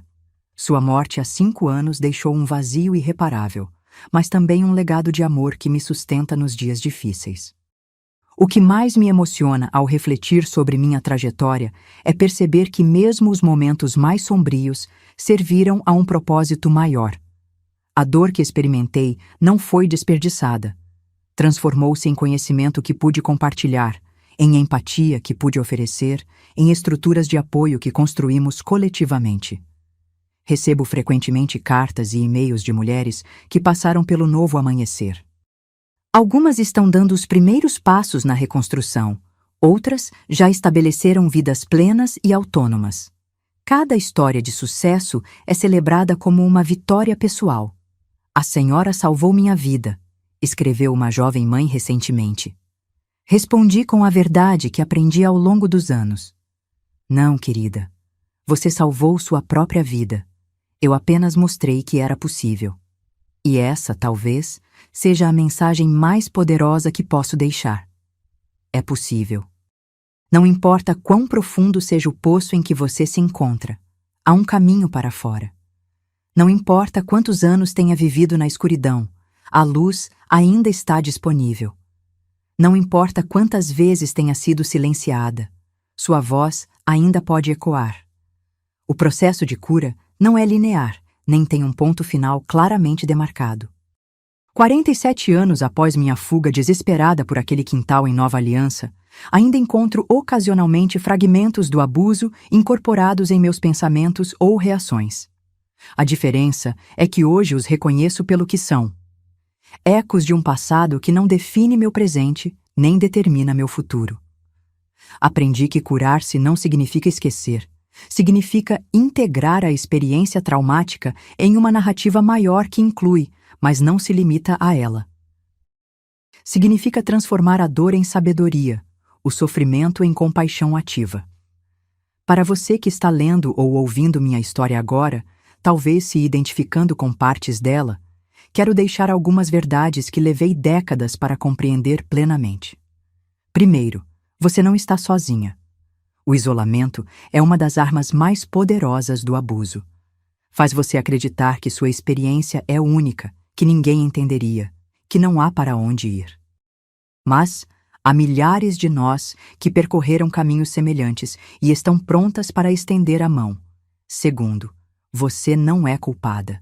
Não importa o que lhe disseram, não importa quantas justificativas teológicas ou psicológicas foram apresentadas, o abuso nunca é culpa da vítima. Nunca. Terceiro, existe vida, plena, vibrante, significativa vida, depois do abuso. Não será fácil, não será rápido. Haverá dias em que a sombra do passado parecerá intransponível. Mas prometo, a luz adiante. Quarto, sua história importa. Cada experiência, cada cicatriz, cada pequena vitória carrega um potencial transformador não apenas para você, mas para outros que cruzarem seu caminho. Quinto, e talvez mais importante, você já é mais forte do que imagina. Sobreviver ao abuso diário exige uma resiliência extraordinária. Essa força que manteve você viva é a mesma que pode guiá-la para a libertação.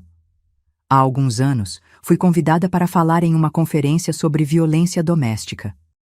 No fim da minha apresentação, uma senhora idosa aproximou-se, olhos marejados. Estive casada por 53 anos com um homem violento, ela contou. Ele faleceu há 2 meses. Hoje é a primeira vez que falo sobre isso publicamente. Abracei-a longamente, 2 sobreviventes separadas por circunstâncias diferentes, unidas pela compreensão profunda do que significa encontrar voz após décadas de silêncio. Nunca é tarde demais para contar sua verdade, disse a ela. Nunca é tarde demais para começar a cura.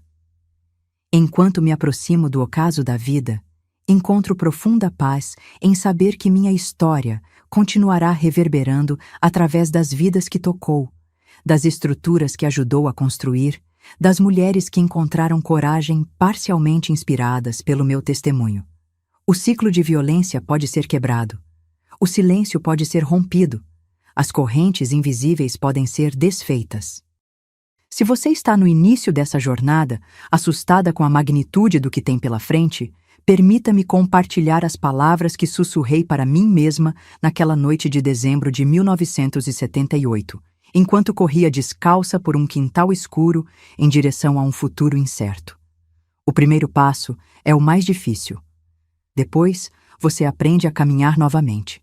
Um dia, você até se lembrará de como é voar. E voaremos, todas nós. Não apesar das asas quebradas, mas com elas. Remendadas, cicatrizadas, mais fortes nos lugares onde foram partidas. Carregando nossas histórias, não como fardos, mas como mapas que podem guiar outras a encontrarem seu próprio caminho para casa. Para a verdadeira casa.